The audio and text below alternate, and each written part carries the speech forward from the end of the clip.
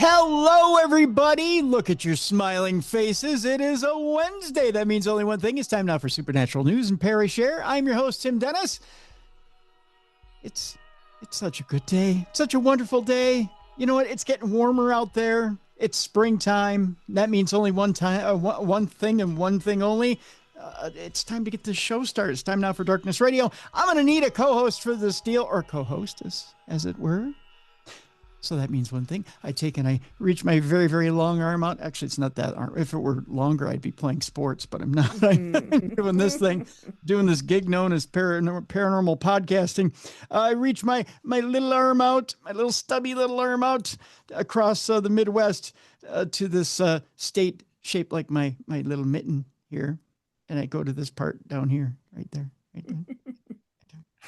And I go to the state of Michigan, where I reach out to our mistress of the macabre, our princess of the paranormal, our supernatural soul sister. She is, ladies and gentlemen, Mallie Fox. Hi, Mallie. Hello, hello. I trust the week has treated you well. It has. It has. You very well, very well. How about you? Yeah. I go. Yeah. Yeah. It was a decent week, or it's been a decent week. Uh-huh. Yeah. I very quickly, I'll make it very quick as we jump into. We have a busy program today, quite the busy program. Not as busy as weeks past. The alien thing's starting to slow down a little bit.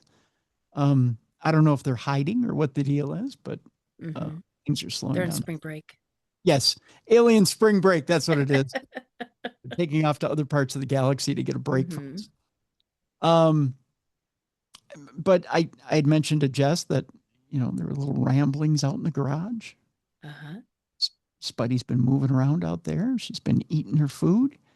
Well, she made an appearance the other day as I was backing out of the garage. She jumped down, got her almonds. So I saw her in passing.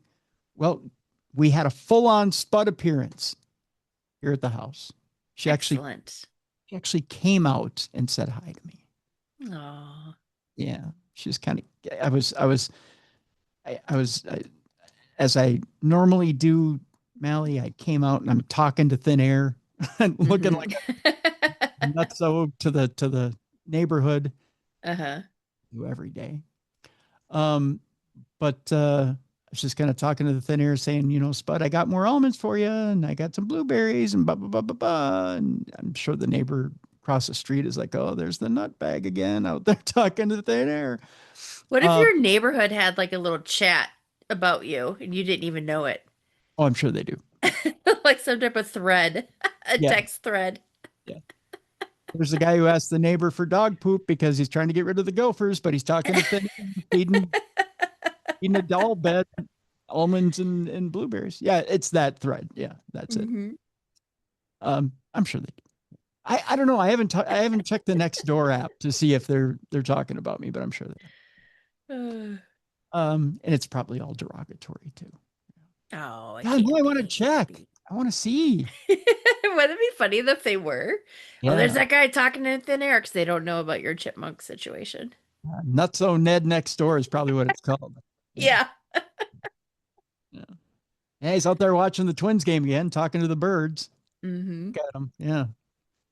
I walk on the other side of the street when I walk past his house. Oh, Nutso Ned. I don't even wave at him anymore. Weirdo. Anyways, so I was out in the garage and I said, Spuddy, I got more almonds for you. And she was down to her last 2 or 3 almonds. So I poured more. I think it's the sound of the almonds hitting the dish. It's like a dinner bell, right? Gotcha. So I poured more almonds into the dish, and I said, "Oh, I put some more blueberries in your bed." She likes breakfast in bed. Go figure. Gotcha. I've spoiled a chipmunk. You can do it. I can now go to scientists everywhere and say, you can spoil a chipmunk, and they'll look at me and go, and there you go, science. I've contributed. I can retire now. And so she all of a sudden I hear a little rustling, right? A little rustling in the garage. here she comes. She just walks out and looks at me and is like, all right, you got me. You know, there's no big excitement. I can't imagine there's much excitement in the chipmunk world, but she just looks up at me and is like, here I am. It's me, Spud. You got my almonds? There they are. She kind of walks over and she starts putting a few in her pouch. And looks up at me again, kind of like, thanks for the almonds, human. Puts a few more in her pouch, and then she walks right past me, goes right to her den. And that, folks, was the excitement. That was my day. Having my first interaction with Spud. Joys of getting old. What's that? So the joys of getting old, how we're entertained by the, I know. I was so happy. I danced my little dance in the garage. I was like, I saw my little chipmunk. Meanwhile, Spud was like, yep, don't get used to it. Do your little dance of joy, kid, because that's about what you get today. Mm-hmm. She seemed about as happy as you can seem for a chipmunk. You know, she got her almonds. She was happy. So, but I had my Spuddy sighting. Good. Yeah. So it was just the one. She granted me the one that day, and that was it. So again, because I think she's probably with child. She had a little extra. So yeah, she doesn't like to be around Papa when she's with child. It's not. Okay. It's a self-preservation thing. She's protecting the future kids. So yeah. So she's on a short leash with me. Well, didn't she just have one last year? They typically can have one or two litters throughout the year. Okay. When they're awake. So they tend to have one beginning of season. Like, I don't know, they wake up Randy or something. I don't know what that deal is. So you're saying she's easy. Yes, she's an easy chipmunk. Wow, you just slut shame. I didn't say she was a whore. I just said she's easy. You slut shame my chipmunk, Mallie. I will have to let Spud know. Auntie Mallie thinks you're a slut. Who's the father this time? Spud, you ignorant slut. Yes. My Spuddy is a slut. Yeah, she's a little easy. Yeah. She tends to have them twice a year. She's a big fan of the chipmunk sex, evidently. So yes, she tends to have one at the beginning of the season, and the last couple of years she's had a mid-season baby. So yeah, she's a mid-season producer. Yeah. She's no prude. She's no prude. That's right. If there were chipmunk welfare, she'd be on it. She'd have her EBT ready. Yeah. She'd present it to me for the almonds. Say, here's my card. The more kids, the more blueberries. That's right. That's right. More kids, more blueberries and almonds. It doesn't work that way in the animal kingdom. Actually, it's kind of a cool deal for her. She just got to train them for 6 weeks, and then she kicks them out, and then they're on their own. Yeah, kids everywhere. Yeah, you need to add some more Barbie beds. Yeah, right. I gotta go to Target this year. You're creating your own Section 8 housing. That's right. I'm a slumlord. I'm a chipmunk slumlord. By the way, Chipmunk Slumlord is a great punk band name. Yeah, there you go. That is kind of cute. Chipmunk Slumlord. I should make my own t-shirts. Speaking of t-shirts, folks, darknessradio.com shop. Get your chum. I may make a Chipmunk Slumlord t-shirt so you can have it. That would be funny. I may make one just to see if anyone buys it. Chipmunk Slumlord. Yeah, because obviously you didn't give your chipmunk morals. No, I didn't know.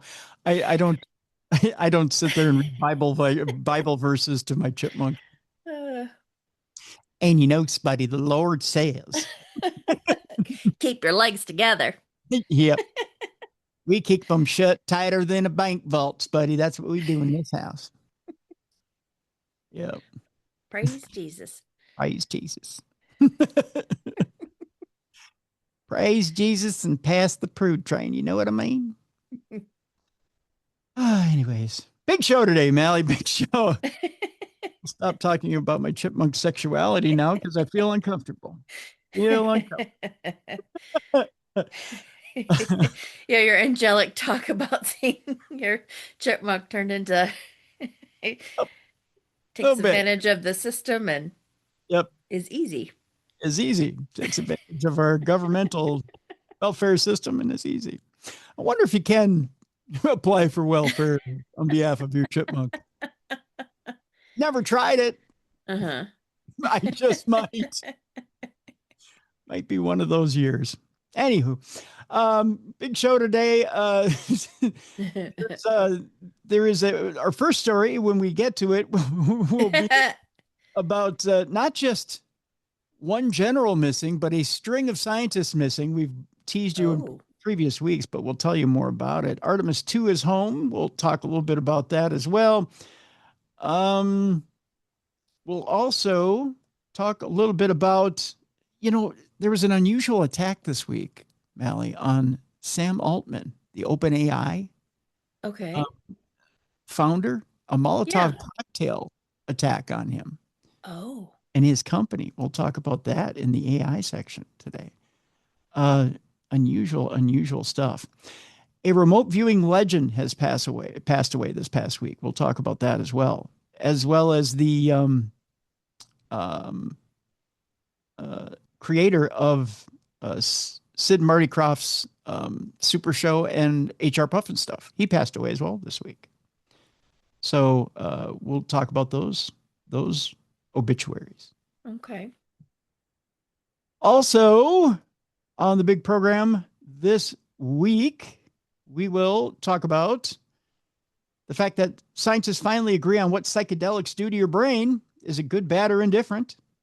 We'll jump into that real quick. And in a couple of unusual quick stories, country star Casey Musgrave says that she saw a UFO. We have the audio of that. And Nicole Kidman has decided that she wants to be a doula, a death doula. Oh, okay. That story as well this week. So, and much, much more. All coming up this week here on The Big Show. We also need your Parashare stories. Send them in, tim@darknessradio.com, or go to the website, darknessradioshow.com. You can click on that blue button on the right-hand side, send your voice note of your story. We want to hear your lovely voice on this show. You just click on that blue button. You've got 2 minutes to send us your story. If you need more than that, click on the blue button again, rinse, repeat as many times as you need to. I can stitch your story together, put it here right on the program. But let's start it off with this story here. The mystery is still surrounding a string of UFO-linked scientist disappearances. It's not just General William McCaslin that's out there missing, Mallie. He is missing Mallie, but he's missing he's missing a lot of people. Right. Members of Congress have expressed concern over the recent disappearances of several prominent figures. Recently, it was reported on the mysterious disappearance of retired Air Force Major General William Neil McCaslin, who left his home on, it was February 27th already, Mel. Wow. Been a while. Mm-hmm. And he was never seen again. As it turns out, however, the mystery of his whereabouts is only one of a series of high-profile disappearances and deaths of prominent scientists and government figures over the last few years. There's been a couple even recently. I know Travis covered, while you were gone, he covered a couple of them that happened right around the same time that General McCaslin was missing. Another example is the vanishing of aerospace engineer Monica Raza, who went missing while out on a hike a few months ago with no trace of her ever being found. I think, was she the one that Travis was talking about who was there 1 minute? People had seen her on a trail and the next they turn around, she was gone. Oh, I didn't hear that. I think it was like instantaneously. Okay. Then there was Frank Mywald, a NASA JPL scientist who died under mysterious circumstances in 2024 at the age of 61, with no actual cause of death having ever actually been established.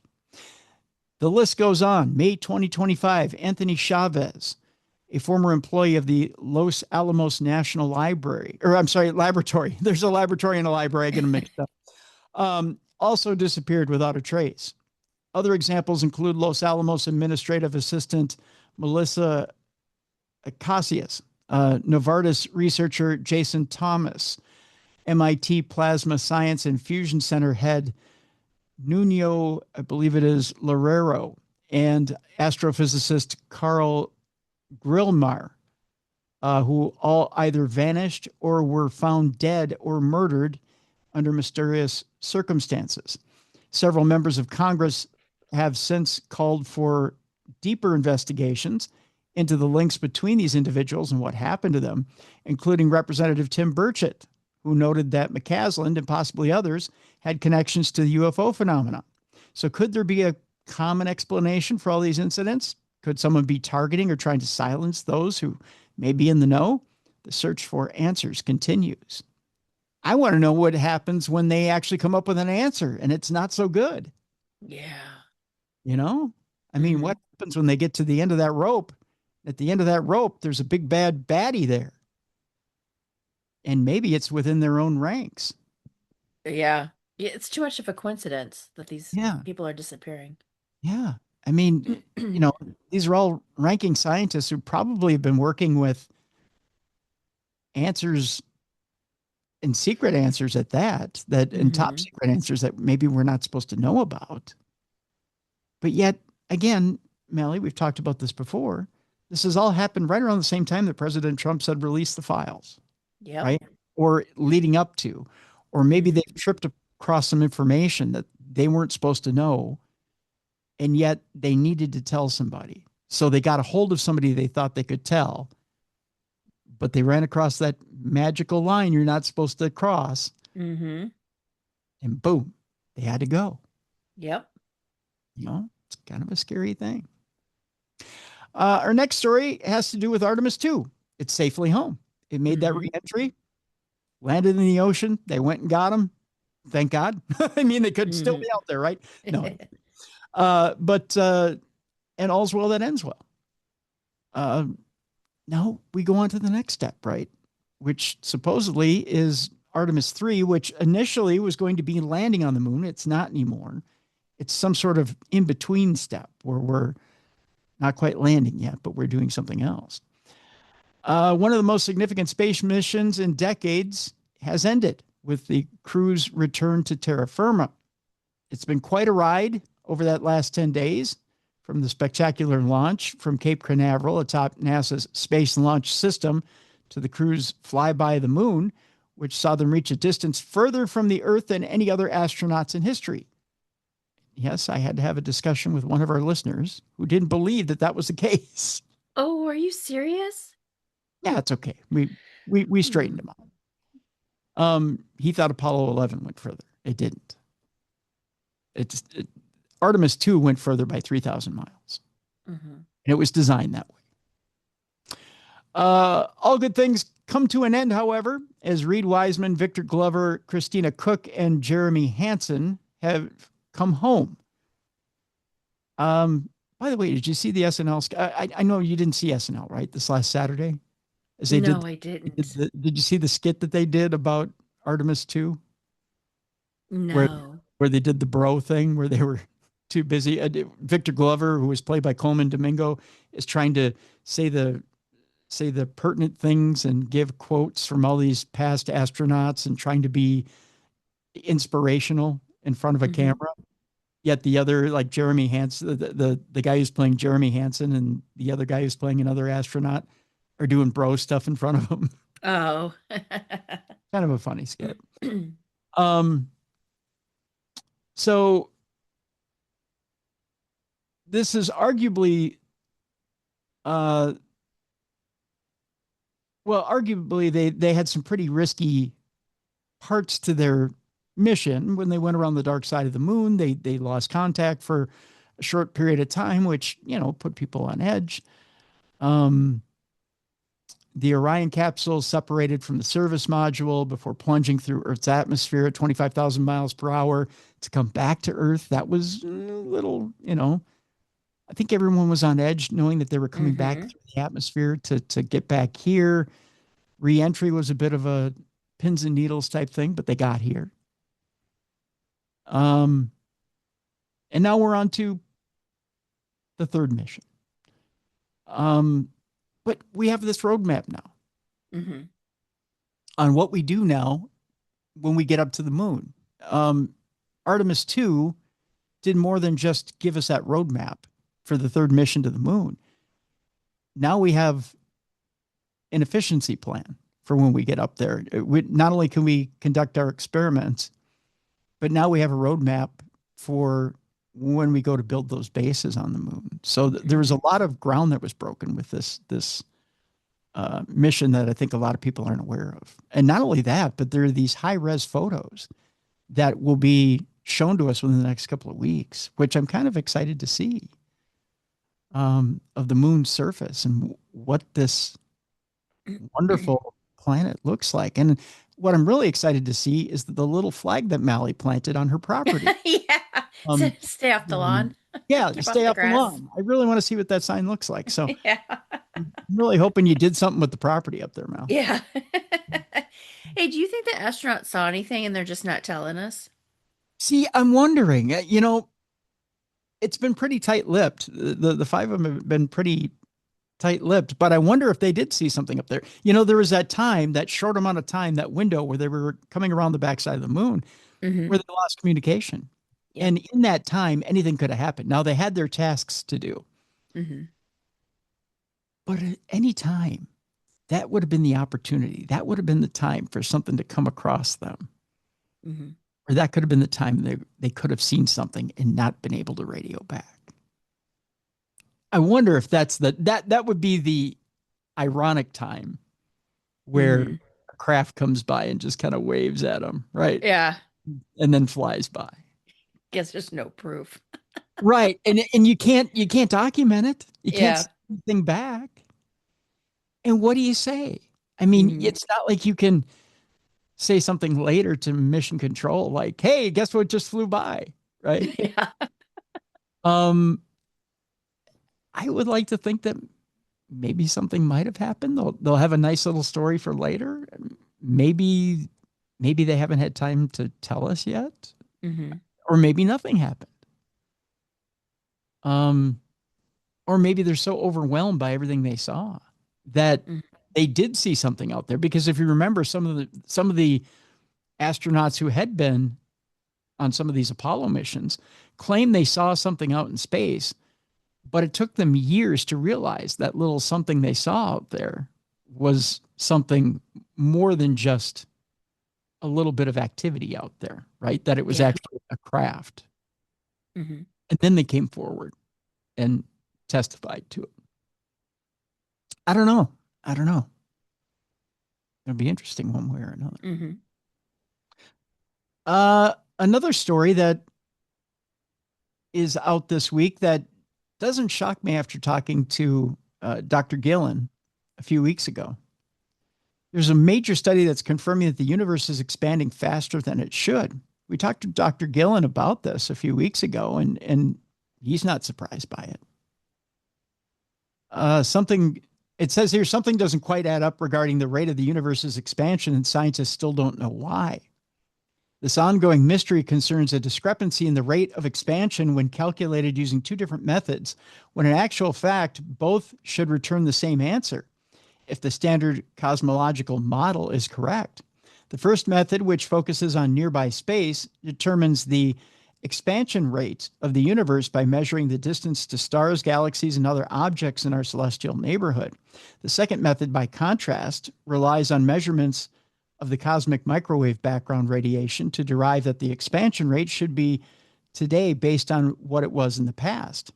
As mentioned, both of these methods should return the same answer, yet the first returns a figure of 73 kilometers per second per megaparsec, while the second returns a figure of 67 or 68. The mismatch is usually referred to in physics as the Hubble tension.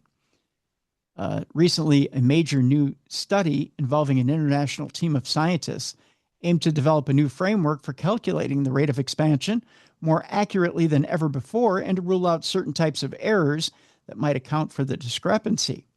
The outcome of this study was indeed a more precise figure for the rate of expansion, known as the Hubble constant, but which was still allowed the same discrepancy as before. This suggests that something else must be going on to explain why the figures don't match. This work effectively rules out explanations of the Hubble tension that rely on a single overlooked error in local distance measurements, the study authors wrote.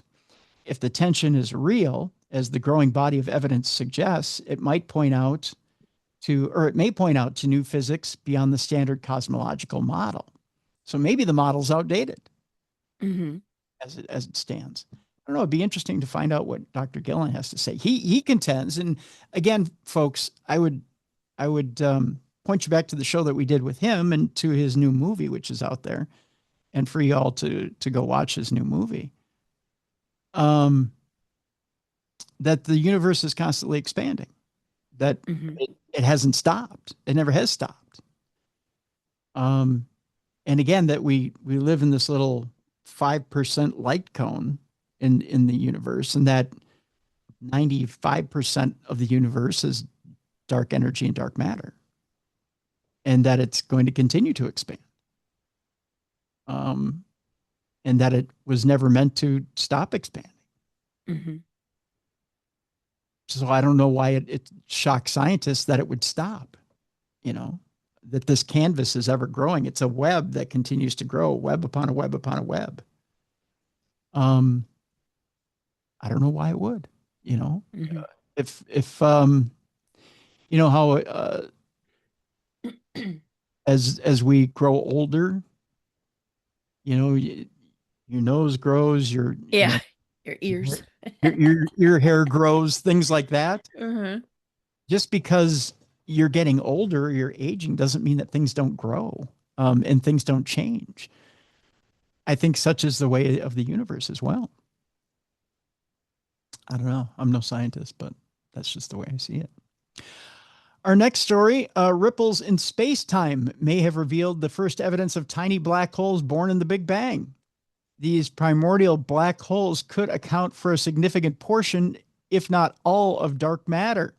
Speaking of, ripples in the very fabric of time and space called gravitational waves may have provided the first tantalizing evidence of tiny black holes born during the Big Bang. These primordial black holes could, in turn, account for most, if not all, of the universe's most mysterious stuff, known as dark matter. Unlike stellar mass black holes, sorry, that was the third grader. Primordial black holes weren't born when massive stars died, but instead from fluctuations in density that occurred immediately after the birth of the cosmos. That means they can be much smaller than stellar mass black holes, which have at least the same mass as several suns. These Big Bang-born non-astrophysical black holes can have masses as small as that of an average asteroid or as large as a massive planet. Yet primordial black holes remain frustratingly hypothetical despite being first proposed by Stephen Hawking in the 1970s. But now the first potential hint of their existence comes in the form of a gravitational wave signal heard last by LIGO, or Laser Interferometer Gravitational Wave Observatory, which indicated a collision between two black holes, at least one of which has a mass smaller than the mass of the sun. Something to think about. There's a little bit more to the story. Essentially, the most common black holes form as a result of a supernova, the death of a massive star, so their masses can range from a few times the sun's mass to billions of solar masses. University of Miami researcher Nico Capilouti said in a statement, he said, "We believe our study will aid in confirming that primordial black holes, do actually exist. There remains the possibility that the gravitational wave signal mentioned above was a false alarm, the result of interference or noise in LIGO's massive interferometer laser arms." However, Capilouti and his University of Miami colleague, Alberto Magaraglia, believe that the unusual signal couldn't be caused by anything but a primordial black hole, and they intend to prove it. He said, we attempted to estimate how many primordial black holes may exist in the universe and how many of them LIGO should be able to detect, and our results are encouraging, Magaragia said. We predict that subsolar black holes like the one LIGO may have observed should be indeed rare, consistent with how infrequently such events have been so far. Interesting little story. So, whether it be massive or several small black holes slamming into each other, there's black holes everywhere. Now I can giggle and leave that story be. That's just the third grader in me again. Sometimes I have a hard time getting through these stories now. But that's just me. Speaking of a story that may be hard for me to get through, I'll say the words Golden Dome and then laugh. But it has to do with the missile system. Okay. Yeah. It's you may have heard of the Golden Dome missile system before. Supposedly Israel has it, but President Trump is talking about putting one together. You may say, what does this have to do with the price of tea in China or even the paranormal? Well, I'll tell you. Because it's a little bit of science fiction as far as we're concerned here in this country. They're asking if Trump's missile defense system is even plausible here in this country. The Pentagon reportedly selected 2 contractors to begin working on the seemingly impossible defense project. Back in January of last year, newly elected President Donald Trump ordered the armed forces to begin working on a revolutionary type of missile defense system that would be based in Earth's orbit, known as Golden Dome. The system would be designed to work by detecting threats to the United States, such as drones and missiles, then launching space-based interceptors to destroy them. Unlike conventional missile defense systems, Golden Dome would cover the entire world, making it virtually impossible for a hostile nation to effectively strike the United States with missiles. According to reports, the Pentagon has this month chosen Impulse Space and Anduril to build prototypes of the system's missile targeting and tracking mechanisms. But with estimated costs rising to more than $3.6 trillion over 20 years, just how viable it is for any country to realistically build such a system that would make it impervious to missile attack is, well, skeptical at best. Critics have long argued that the Golden Dome, which would require a constellation of thousands of armed satellites and a whole army of orbital data centers, is technically and financially infeasible. Some have even gone so far as to say that building something like this is scientifically impossible. Given the scale and cost of such a project, if it did go ahead, Golden Dome would likely take up a large percentage of the defense budget for the better part of 2 decades. Not only that, but if the U.S. did go down that road, other countries such as China would likely work on building similar defense systems of their own. From an ethical point of view, there are also concerns over the consequences of stationing weapons in space, something that could lead to space-based attacks and reciprocal anti-satellite weapons. In summary, Golden Dome would take too long to build, be too expensive and too controversial, and most critically, scientifically impossible, or implausible rather, not impossible, but implausible with today's technology. There's also the ethics of, well, you get an idea of why he formed Space Force in his first term. I mean, there's the idea that it was going to be integrated with the Defense Department. This would eventually become a reality, I guess, in the world of defense, that Golden Dome would be the end game, right? But then you have to think of space traffic. Like, would you eventually be able to launch a rocket to go to the moon with all that space junk around the Earth? If you had the Golden Dome defense up, how many satellites would you actually have around the Earth? It's hard enough for us right now with all that space junk up there, satellites and things that are in our orbit, to even get something through it. Right. But then think of the amount of hardware you have to have up in space in order to run something like Golden Dome. It'd be pretty tough for us to, I don't know how you launch something into space at that point. we're almost covering our Earth with junk, Mm-hmm. you know. Um,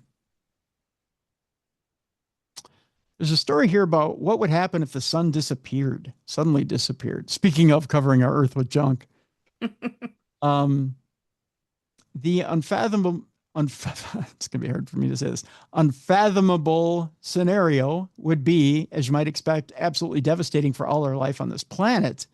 Of course, the sun isn't going to just suddenly pop out of existence, not unless Q from Star Trek snaps his fingers. Oh, there's a Star Trek reference for all you Star Trek fans out there. But it's an interesting thought exercise that has been debated quite a lot over the years. If the sun literally just vanished into thin air, what would happen to our Earth? Well, to begin with, nothing at all, as the light from the sun takes over 8 minutes to reach us. So for those first few minutes, we'd still see the sun in the sky, as we always have, as though nothing was amiss. After that, the sun in the sky would simply go out, leaving the whole planet enveloped in darkness. The moon would be completely dark because moonlight is still light from the sun, leaving only the stars twinkling in the sky. Because almost all life on Earth relies on photosynthesis, either directly or indirectly, things would start to become bad very quickly. Most species would end up starving in the bloom, including humans, as it would be impossible to grow anything outside, and energy sources would soon dwindle. Even before that, though, the temperature everywhere on our planet would drop below freezing within days, plunging the entire world into a perpetual extreme winter, killing almost all plant life. Also, without the sun, around which all planets in our solar system orbit, the Earth would simply fly off into the depths of space. That's fun. This is a doom and gloom story. A little bit, yeah. I mean, there's nothing cheery here. No. Well, while it's possible that humans could survive deep underground, relying on geothermal heat and energy, the future would be incredibly grim. One of the hardiest organisms, like tardigrades, may be able to survive on the planet's surface. As far as extinction events go, this is one of the worst scenarios imaginable. That said, of course, it will never happen, it says here. So not something we ever need to be worried about. Well, now I'm worried now that I've read it. Yeah. The idea is now planted in our head. Thank you. A little bit, just a little bit, just a little bit, tiny bit. Did I say a tiny bit? I meant a tiny bit. A little bit, just a little bit. That's for sure. Two more stories, and then we're at break. After 60 years, witnesses to Australia's biggest UFO sighting at Westall High School says it's time for answers. Tanya Vassie was playing on the school oval when she looked up to the clear autumn sky to see a strange, rounded, two-story disc floating up above. The 13-year-old watched, transfixed, as the object moved through the sky erratically, dashing at speed from one direction to another. Then she ran, yelling into the school. I remember rushing down the corridor, screaming, "Flying saucer, flying saucer," Tanya told Australian Story. Children came from everywhere. Teachers came from everywhere. So began one of Australia's most intriguing mysteries, an event so unusual and surrounded by conspiracy theories that it's only been in recent years that Tanya has felt comfortable talking about what she swears she saw 60 years ago. Tanya wasn't the only one to see it. Scores of people watched from the school oval, some in amazement, some in terror, as an unidentified flying object swept across the skies above Westall High School and the adjacent primary school in Melbourne's southeast on April 6, 1966. Some saw up to 3 objects. It remains the biggest mass sighting of a UFO in Australian history. Many UFO enthusiasts are convinced it was an extraterrestrial visitation. Others believe the answer to that mystery lies in a more earthbound explanation. Ken Stollard, who is a former Westall student and retired school principal, believes the object was likely part of a secret military program, but argues that by definition, it was a UFO. I saw what I saw, and so did all my school friends, hundreds of us, he says. It was unidentified, it was flying, and it was clearly an object. Well, thank you for clarifying. We appreciate it. Yeah. Richard Saunders of Australian Skeptics Incorporated does not doubt something happened that day. It's just trying to find the most reasonable explanation without jumping to fantasy. or the very unlikely event of an alien in a spacecraft, Mr. Saunders says. People would rather jump to a conclusion in which quite far-fetched and be satisfied than simply say, we just don't know. Westall researcher Grant Levac points out some skeptics suggest mass hysteria could be at play. I don't think it's something that can be completely discounted, he says, but in the absence of documentary evidence, I can only go off what the witnesses recall and testify to. And so it's clear they saw something. James Fox, who's a U.S. filmmaker who directed the 2020 documentary The Phenomenon that focused on UFOs in the U.S., but included Westall, says most sightings can be explained in conventional prosaic terms. But he argues about 10 or 15% remain confounding, and Westall is one of them. The significance of the Westall case is the fact that there were so many people, the sheer volume of firsthand witnesses and eyewitnesses saying the same thing 60 years ago as they are today, Mr. Fox says. Not only did so many see the objects, but multiple witnesses report that within 30 minutes, men in uniform arrived at a spot close to the school where some say they saw the craft descend. And then the shutters came down. The school principal assembled the students and told them it was a weather balloon and not to talk about it. Well, that's kind of unusual, isn't it? Yeah. Some were ushered into a room where unidentified men told them not to discuss what they had seen. Well, that's just sweeping things under the rug. Today, on the 60th anniversary, witnesses are demanding answers. Many are retired and no longer worried about being ridiculed or jeopardizing their jobs by speaking out. What were the objects? Were they top secret military prototypes? And why aren't there any government records documenting these events? The quote here is, what frustrates me, and I think all the other pupils, says Tanya, who became a marketing and business manager, is the attempts of having it buried. If it really was nothing of significance, well, let's explain it. I think that's all that everybody wants to know. Please tell us what it was. What a scene it must have been. Scores of kids and teachers standing in the school grounds, all peering skyward, pointing, slack-jawed, and marveling.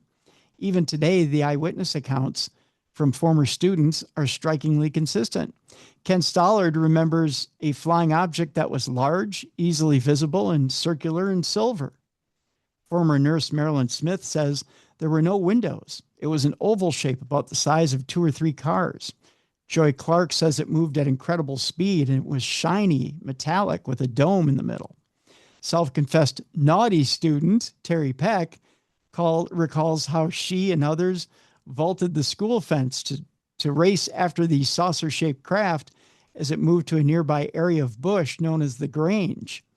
There was a strange thing just sitting there, hovering above the ground, quite big, about 1.5 times the size of a large sedan, Terry says.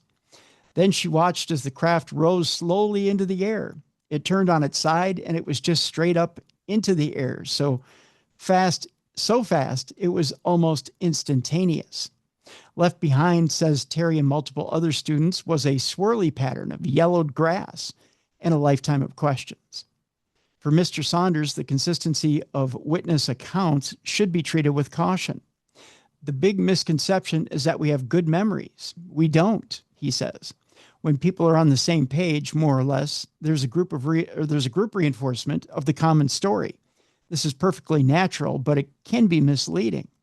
Which, there's a good point there, Mallie. Mm-hmm.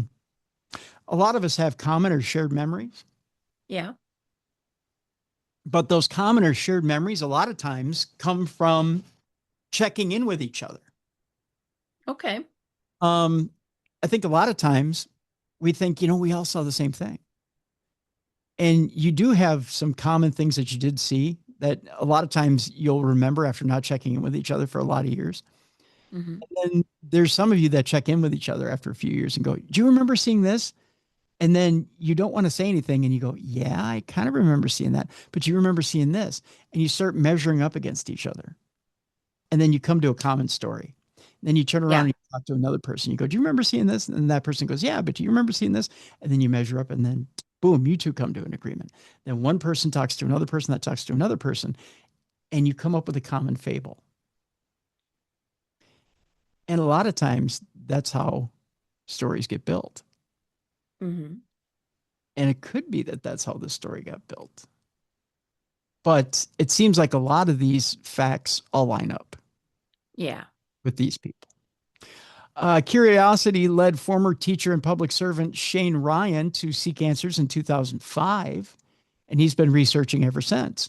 Mr. Ryan learned that 4 days prior to the Westall sighting, engineer James Keibel was in the backyard of his home in the nearby suburb of Baldwin when he saw a flash of light in the sky. Mr. Keibel said he quickly snapped a Polaroid photo of a silver disc in the air. Mr. Ryan acknowledges today that it could be a photo of something more mundane, like a bicycle bell or a hubcap. I know what James Keibel told me, he says. I'm just not in a position to know one way or another. Mr. Ryan's detailed research into the Westall sighting has led him to speak with 142 people from the school and surrounding properties who saw the object or objects in the sky, and 197 people who saw the ground marks. 77 witnesses saw both. Every person has a slightly different perspective and a slightly different angle, he says. It's amazing to me that there is so much commonality across the witness testimonies. Paul Smith was 16 at the time and was working close by at a market garden. When he stood up to ease his sore back, that's when he saw something in the sky. I didn't believe it because it couldn't be happening, he says. And I thought, no, it's not an airplane. It's just sitting above the power lines in the sky. Many told Mr. Ryan that over the years, they'd mentioned their close encounter to others, and many times they'd be ridiculed. Witness Joy Clark says people have criticized her. I've had abuse over the years and people calling me crazy. I have one question. Were you there? And they all say no. What have we got to lie about? Being able to tell their story to a non-judgmental listener was cathartic for them. Mr. Ryan says, like a relief valve being opened. One of the people he contacted was Claude Miller, one of the last surviving Westall teachers, who missed seeing the UFO because he was having a tea break before starting playground duty. But he saw the aftermath, which was the frenzy of kids and teachers, the chaos and the confusion. Claude remembers bumping into his friend, science teacher Andrew Greenwood, as he walked back into the school excited. The first words he said to me was, or Claude recalls, was something like, "Did you see it? Did you see it?" Andrew told Claude that he'd seen a flying craft that accelerated at unimaginable speeds, vertically disappeared from one spot, turned up in another spot, changed direction, dropped, and faded to nothing, then appeared somewhere else. Like others that day on the Oval, Andrew also saw conventional light aircraft in the sky, seemingly interacting with the objects. The school was near Moorabbin Airport. Later that day, a special assembly was called. School principal Frank Sam Levy, there we go, laid down the law. There was no such thing as flying saucers, he said. They were not to talk about what they saw to anyone. Get on with your studies and forget about it, he went on to say. Some have interpreted this as an attempt to cover up the story. Others, like teacher Claude Miller, say the principal's directive was understandable because no one would have wanted their school to be the center of a UFO sighting. Then some students were taken separately to meet with men that they'd never seen before. Tanya was one of them. She recalls the men suggesting that she had seen a weather balloon. When she disagreed with them, they changed their approach, suggesting she should stay quiet. She's done so now for 50 years. I kept my word to the point where I did not discuss it with my mother, she says. I did not discuss it with anybody. Other kids were bolder. Marilyn and Joy recall walking out of the school that day to see a Channel 9 news team waiting. The two girls and a few boys eagerly recounted the sighting, pointing to the sky in a reenactment. As the interviews were wrapping up, a policeman arrived to tell the journalists to leave.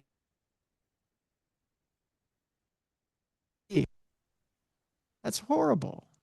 They got detention for talking to a reporter? Yeah. It's terrible. Teacher Andrew Greenwood also spoke with local Dandenong Journal newspaper. It would bring him to the sights of government officials who he claimed threatened him with losing his job if he spoke further. In an interview recorded before Andrew died, he said, I was told that I would be prosecuted and that I had to keep quiet about it. Why did I have to keep quiet? Government secrecy was part of the climate in 1966. The Cold War was on. The space race was in full sprint. Pine Gap was being planned, and Australia was increasingly used as a staging point for military programs spearheaded by the U.S. The fact that the story seemed to have been shut down by somebody would make me think that it was most likely military or government involvement, said Ken Stollard. It was also a time of burgeoning sightings of UFOs, a phenomenon that became part of the popular culture when the U.S. pilots started reporting encounters after World War II. One theory was that the object could be related to the Hubble High Altitude Balloon Project, which measured radioactivity levels in the stratosphere after nuclear tests. The balloons, enormous and silver in color, launched from Mildura, hundreds of kilometers from Melbourne. Some of those balloons got away, Mr. Saunders said. Did it happen to be one of those balloons drifted down to Melbourne? It would explain possibly the appearance of government officials at the school. Electronics specialist John Sutcliffe is one of the last remaining members of the Mildura Hubble team working in 1966. He has no recollection of anything coming down unexpectedly in Melbourne on the day of the sightings. We went to a great deal of trouble to make sure they didn't land in a metropolitan area, he says. As far as I'm aware, and I'm probably nearly 100%, there was no Hubble balloon involved in Westall. I would have certainly known about it if it had, and I wasn't aware of anything like that ever happening. The Jindivik radio-controlled target drone developed by Australia to guided missile testing or for guided missile testing was another suspect, as were the U-2 high-altitude plane flights. But the Jindiviks and U-2s looked like aircraft with wings and a fuselage, so it wasn't a weather balloon or a saucer. Mr. Ryan also chased down the weather balloon theory, following on from an article in the Age newspaper at the time, suggesting the object might have been a weather balloon. The Weather Bureau released a balloon at Laverton at 8:30 a.m., and the westerly wind blowing at the time could have moved it into the area where the sighting was reported, the newspaper said. Mr. Ryan disagrees, maintaining the wind data for the day indicated it was blowing from the southwest, meaning that the weather balloon's most likely track was a more northerly direction after launching from Laverton in Melbourne's west. There's no mention of the weather balloon being collected and being identified. And when I looked into the weather data for that day, it actually didn't stack up at all, he said. Mr. Saunders is less sure. If we were to invoke the principle of Occam's razor, which basically says a simpler explanation is often the best candidate to choose, then the weather balloon is the likely candidate, he went on to say. Mr. Ryan also scoured newspaper files to find local publication. The Dandenong Journal did most of the coverage of the event, picking up on witness reports. There were up to 5 planes flying near the UFO. The reporters' attempts to find pilots who could add anything to the mystery failed. So the trail went cold, and it went cold pretty quickly, Mr. Ryan says. Retired Australian Army Lieutenant Colonel Neil Smith, who now works as a military historian, has studied the available evidence about Westall. He believes the sightings over Westall could have been part of a secret research and development project, most likely run by the U.S., and something went wrong. The fact that other aircraft were sighted near the UFOs suggests to him that these 3 UFOs were off track or going off track. That would account for the rapidity, incredible rapidity of the troops, if I can call them that, who responded within the hour on that day, he says. I can well understand that the witnesses would have been encouraged not to say anything about what they had seen. In conclusion, 60 years on, Joy Clark and her former classmates believe it's way past time for an official explanation of what happened that day. No harm done explaining it now, says Ken Stollard, who argues technology would have moved on significantly. What have you got to hide, whoever you are?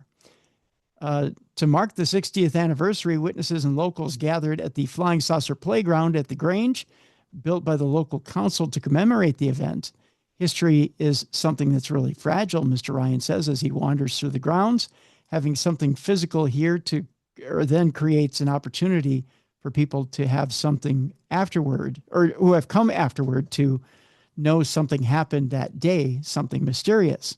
For Tanya Vassie, the anniversary is a reminder that it's time for answers. She says, it's okay to talk about it now. At my age, it doesn't matter if somebody thinks I'm a little bit loony, she says. I know what I saw. It's an interesting little story. Mm-hmm. But again, too many people to say you didn't see anything. Right. But too few to say it wasn't a mass hallucination.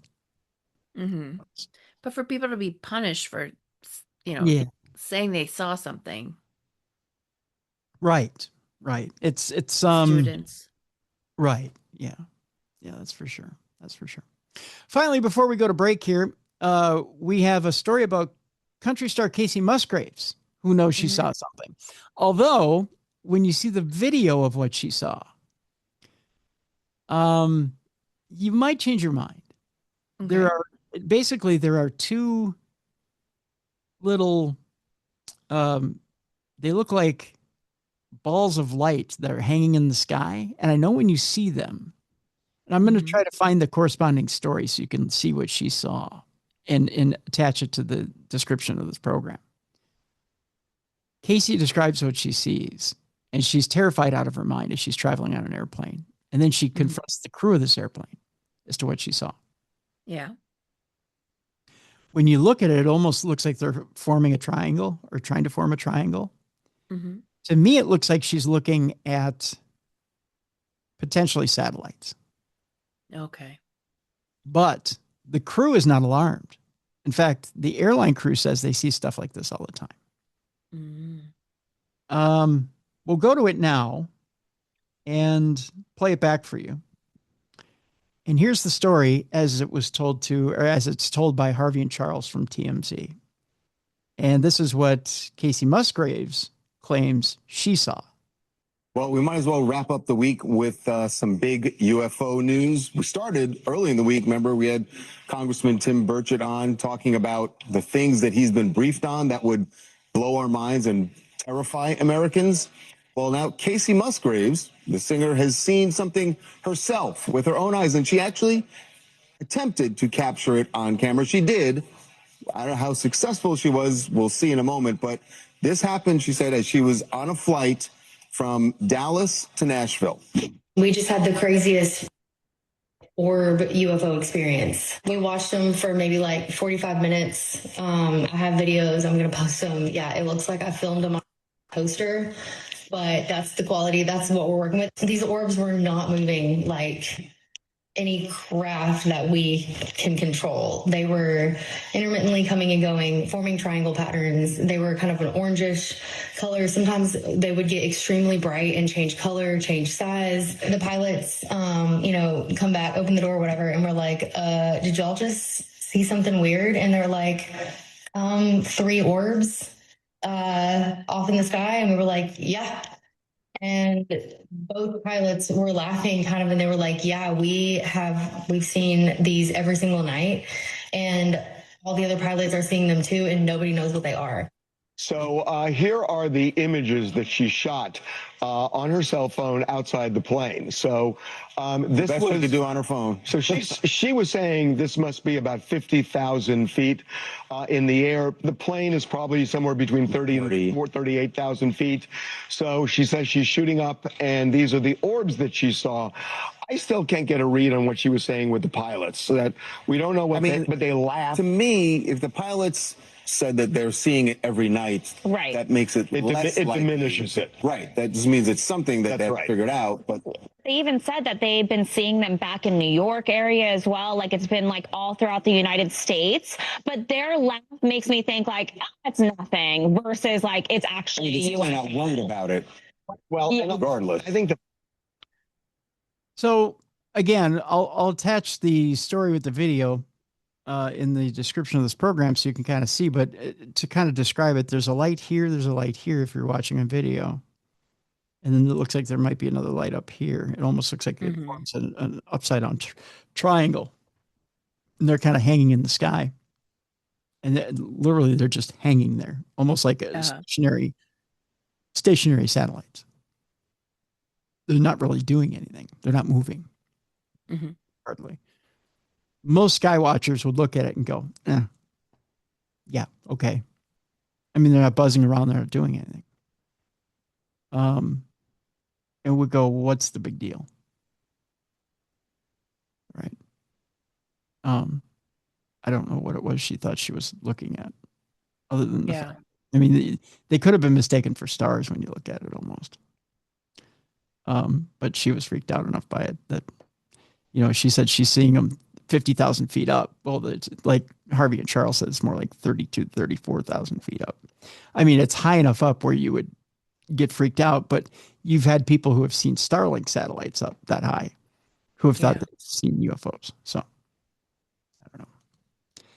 That's a singer for you. Stop. You look real pretty and you sing real pretty, but don't try to be an astronomer. Oh. Just saying. All right. With that, we're going to take our break.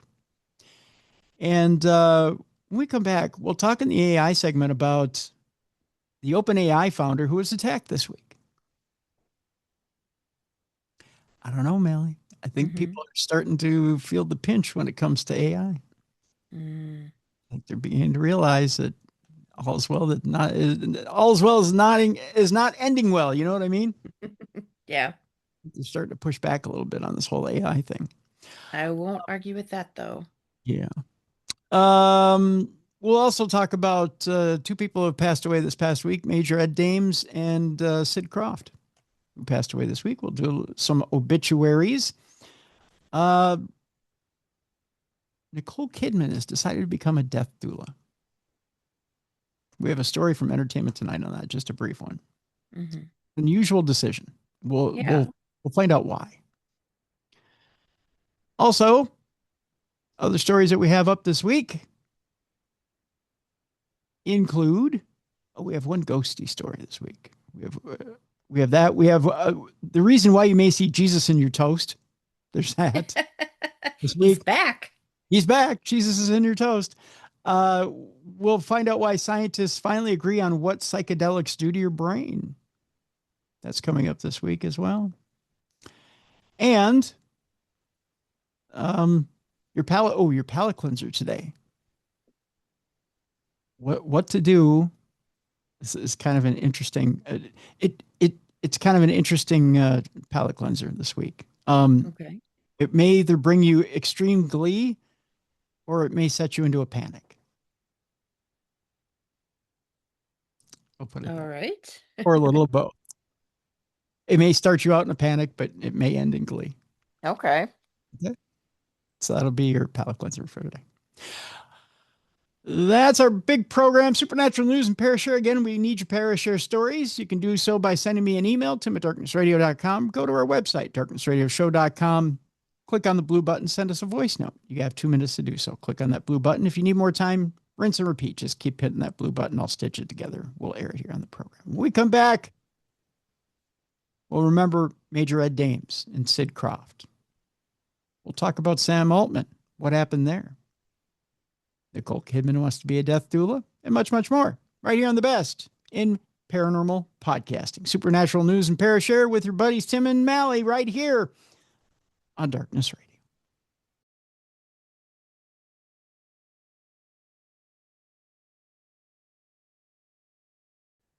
Welcome back to the best in paranormal podcasting. This is Darkness Radio. I'm your host, Tim Dennis. With me, Mallie Fox.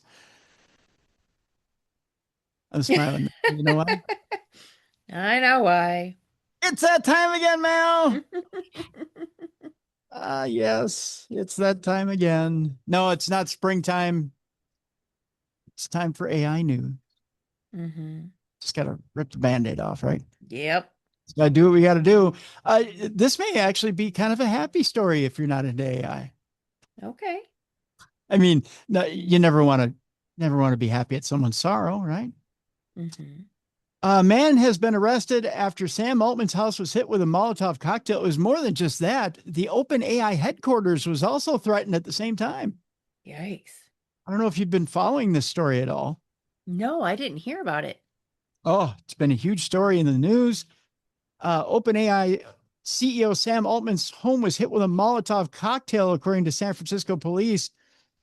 A man was arrested for allegedly, remember, we have to say allegedly, throwing a Molotov cocktail at OpenAI CEO's Sam Altman's home and then threatening to burn down the artificial intelligence company's San Francisco headquarters on Friday.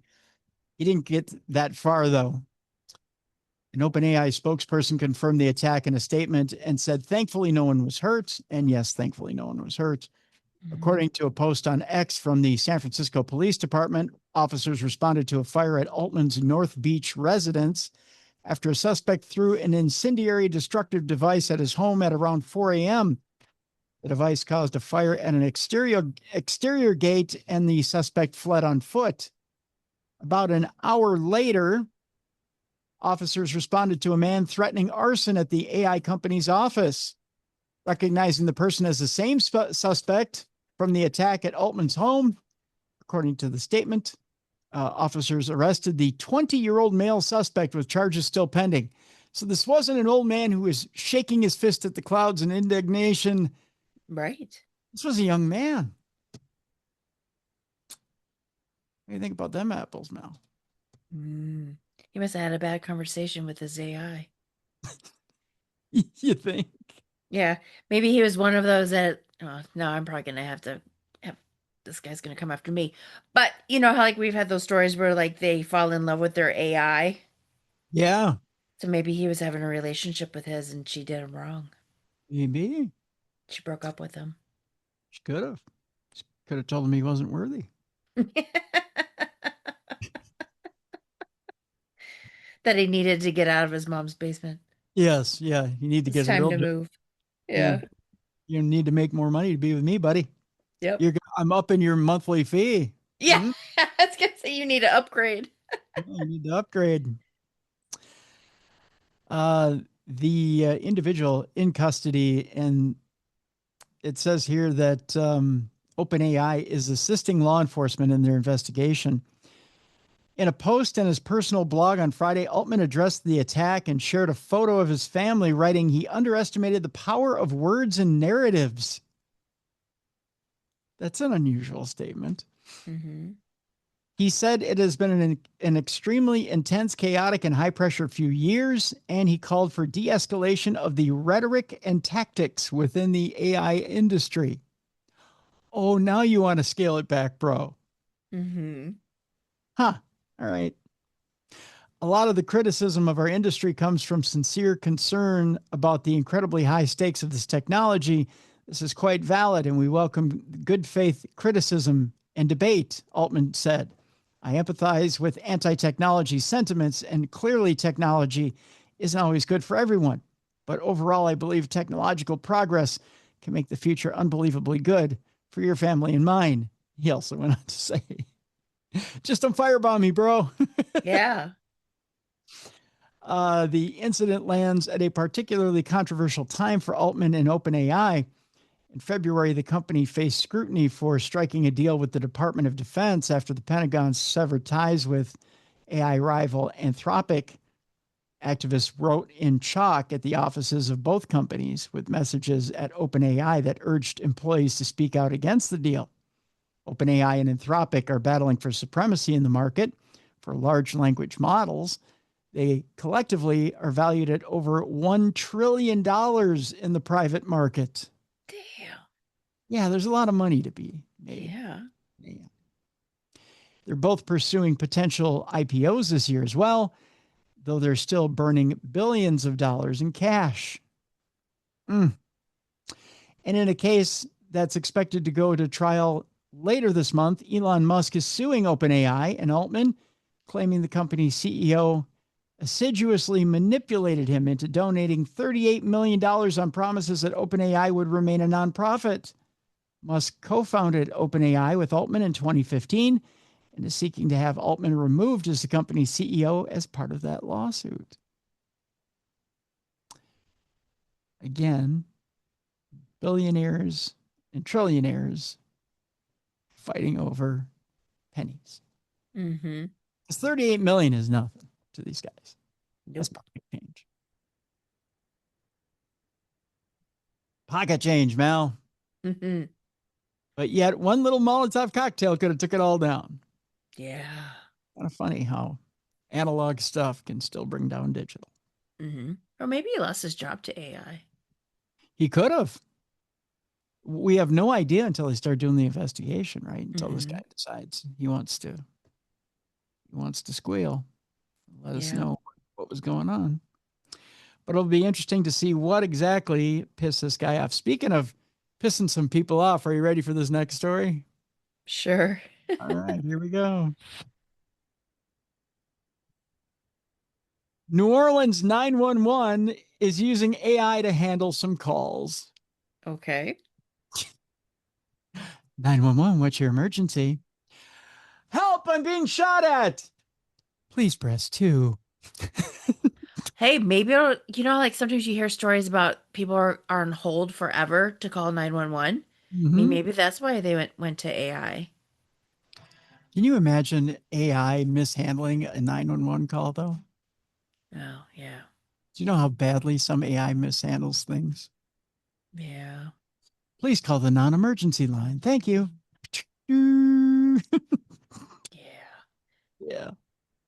New Orleans 911 is using artificial intelligence to help call center operators handle emergency calls.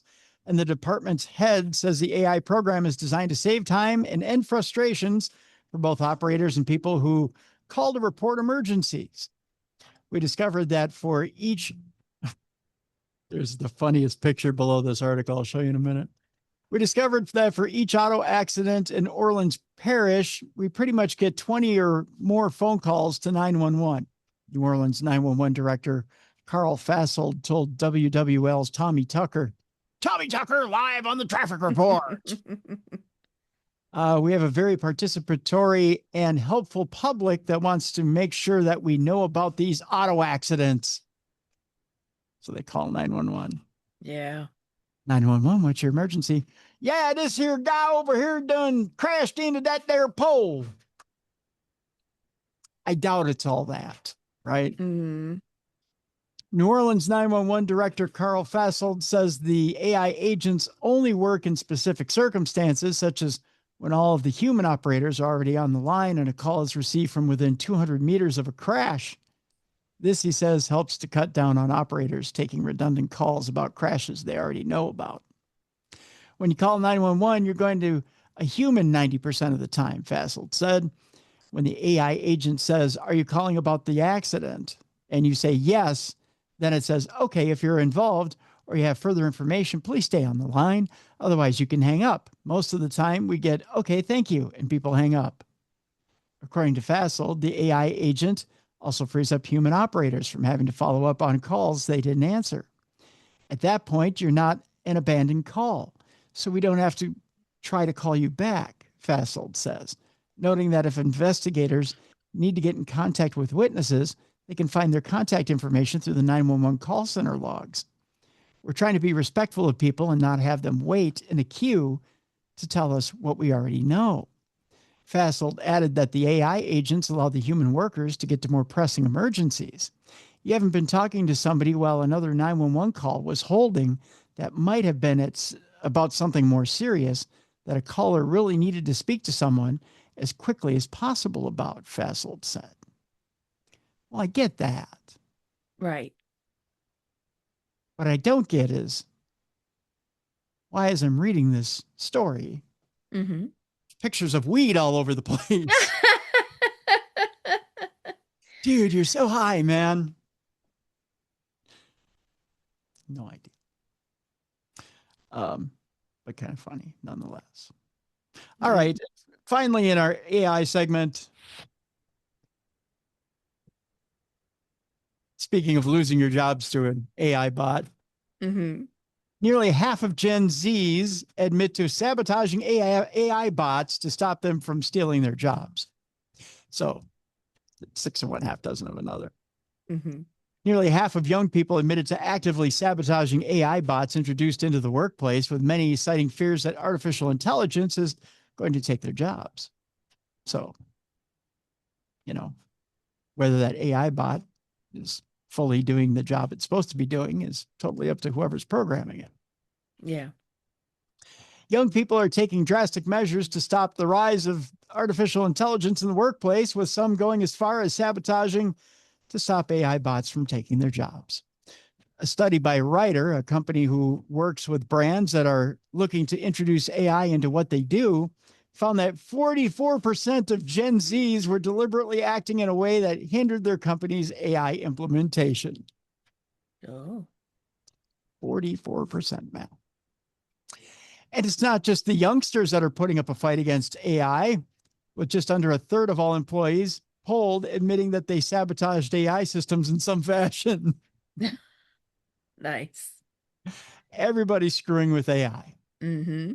So how exactly are employees sabotaging their company's AI? Well, is it a case of taking a baseball bat to their computer or cutting a wire that leads directly to the mainframe?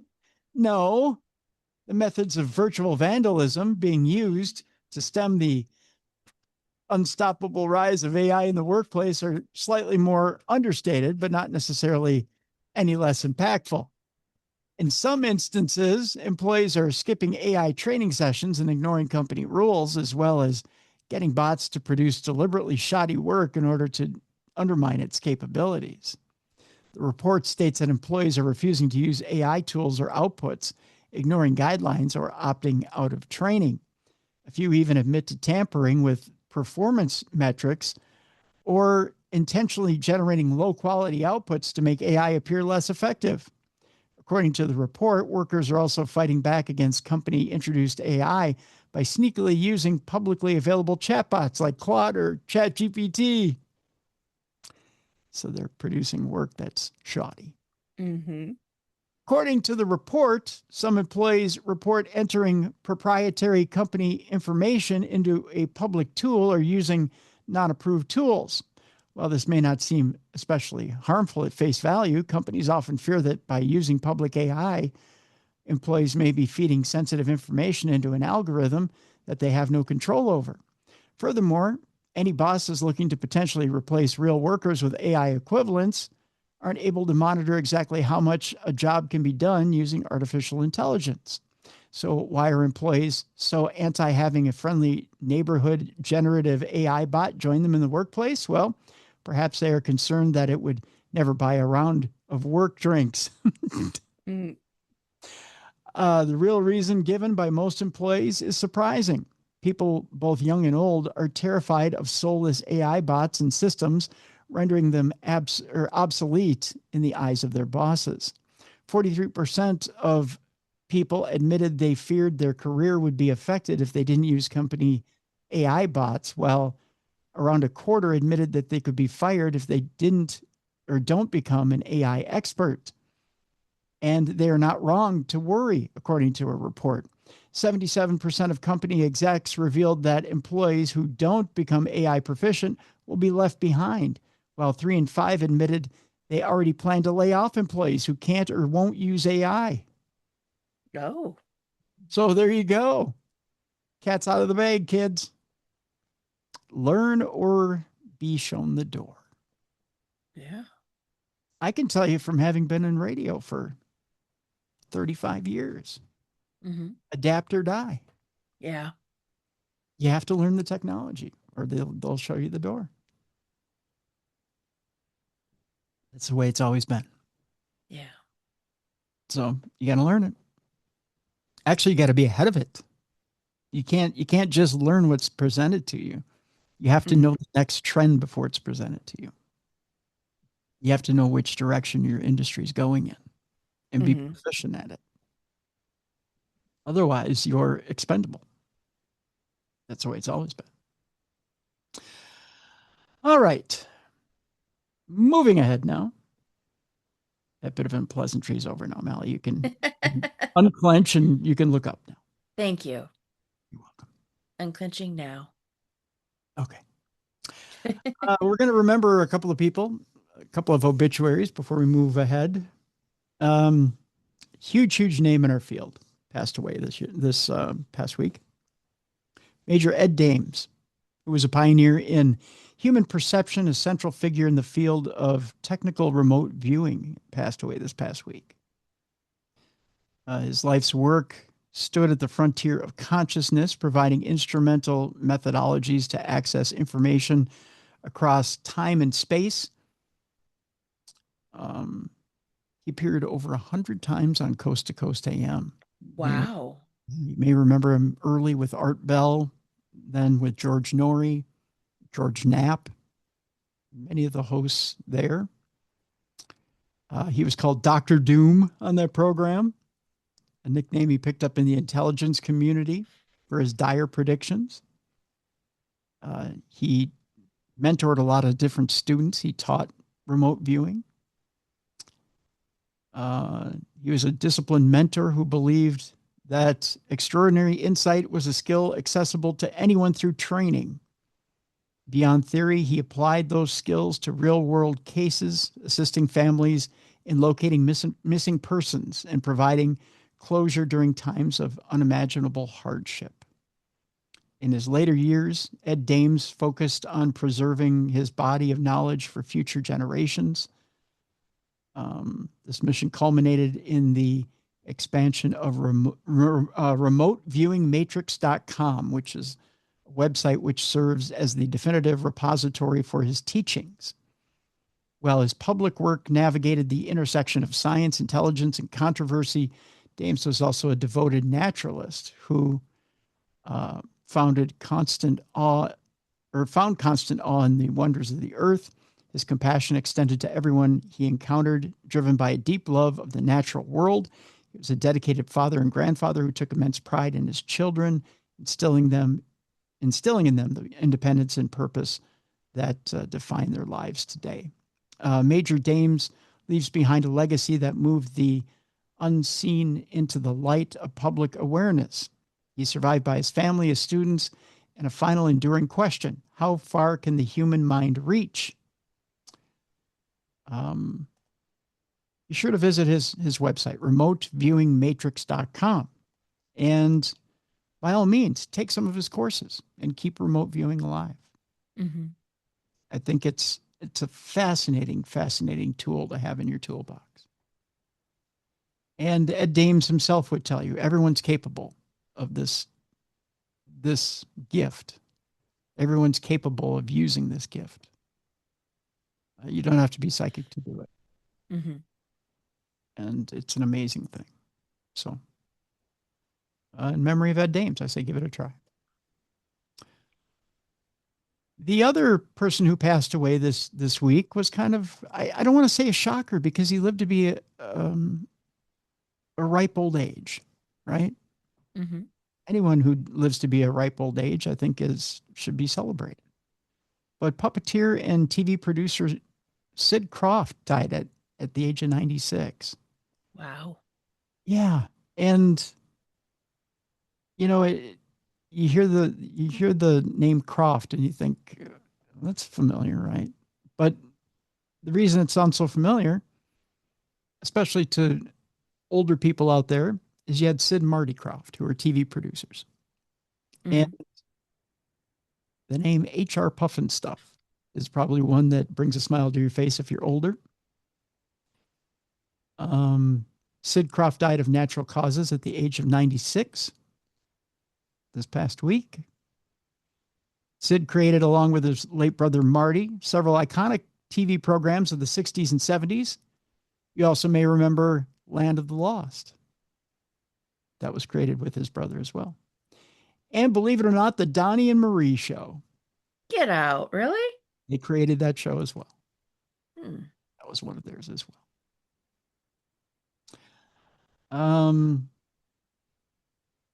Kelly Killian wrote on his Instagram, I love Sid with all my whole heart. The last 6 years of my life were devoted to him and his to me. In that time, he taught me more than I could ever put into words about the art of Hollywood, the magic of the stage, and the depth of complexity of human nature.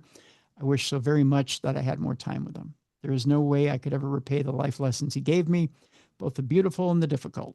Even now, I find myself instinctively checking in on him, walking into a room ready to ask him a question about a piece of history or a person that no longer exists. I didn't know Sid for his shows. I only knew the man who created them, and that man was extraordinary. Last Thursday night, He grabbed my arm and said, Kelly, I need you to know something. I love you. Those words will stay with me forever. I will miss his big blue eyes, his cheerful smile with his dimples, and the warmth that seemed to follow him wherever he went. That man embodied love, life, and happiness right to the very end. I love you more, Sid. Always, Kelly Killian. His friend and business partner, Kelly Killian, confirmed Monday on Instagram that Croft had died at their Los Angeles home on Friday. Yeah, Sid Croft. Also, other credits include the Banana Splits Adventure Hour, if you're ever a fan. No. Do you remember the Boogaloos? The Bugaloos? You don't remember the Bugaloos? No. Sigmund and the Sea Monsters? No. No? Lidsville? Mm-mm. Sid and Marty Croft Adventure Hour? No, unfortunately. Oh, these are all favorites on Saturday morning. Oh. Puppets the Crofts created also appeared in shows with entertainers such as Judy Garland, Liberace, the Mills Brothers, Tony Martin, and Sid Charisse, and Frank Sinatra, by the way. At the time of his death, Croft was working on 2 books and had an Instagram live podcast with Killian called Sundays with Sid. So I'm sure you can probably trace that back and find that. But Sid Croft is gone at the age of 96. So I had teased earlier that Nicole Kidman wants to be a death doula, which is kind of an unusual choice for someone who's made a ton of money in Hollywood. Yep. But we have the audio daily double here from Entertainment Tonight as to why she's made that choice. Here's that story now. Meanwhile, newly divorced Nicole Kidman is taking on a new career, death doula. Sometimes you need some escapism. Nicole just told NBC News she began researching the profession after the 2024 death of her mom, Janelle. While it sounded, quote, a little weird as my mother was passing, she was lonely, and that's when I went. I wish these people were there to just provide solace and care. Fans of The Pit saw exactly what a death doula does in a storyline featured this season. I help advocate for people like Roxy to make their transition to death a more peaceful process. If fate is fate, and things come around when they come around. All right. There you go. I think it was all talk. I don't think she's purposely going to do it. You don't think she's going to do it? Nah. No? No. It's just a passing fancy for Nicole Kidman? I think so. You know who else is a death doula? Who? And has stuck to it? She's both a birth and a death doula, which I find enormously fascinating. I would love to get her on this program someday. Is Erykah Badu. You know what? I knew that. Yeah. She's an incredibly fascinating woman and an incredibly spiritual woman. Mm-hmm. And so down to earth and low key. But she seems like she's got spiritual knowledge from centuries ago, just contained in this vessel, right? That's her mind and body, and like it's about to burst out of the seams. Yeah, but she says almost nothing, like unless it's asked of her, like she's not running around preaching, right? But I think she started out as a birth doula. Just bringing lives into the world, and decided she wanted to help them leave. So she does both. And I could see her being one, but nothing against Nicole Kidman, but I just can't see her being one. No, you don't think being as spiritual? Yeah, yeah. She's been through a lot the last couple of years. Hell yeah, I feel bad with her and the choices she has made in men. Sometimes through trauma, you discover a different side of yourself. Yeah. You discover there's a deeper well there than what you thought. Sometimes you need to explore that well. Maybe it's time. Plus, I think the older we get too, the deeper we get. we discover there's more to us than what we thought we had. Mm-hmm. I don't know. I'll give her credit. Maybe she needs to go down that road.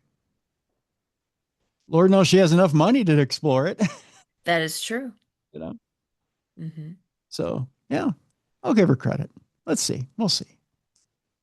And now if she comes back and says, well, I went down that road, didn't find anything. Well, then, you know, it is what it is. But yeah, I'll give her credit. Okay. We'll see.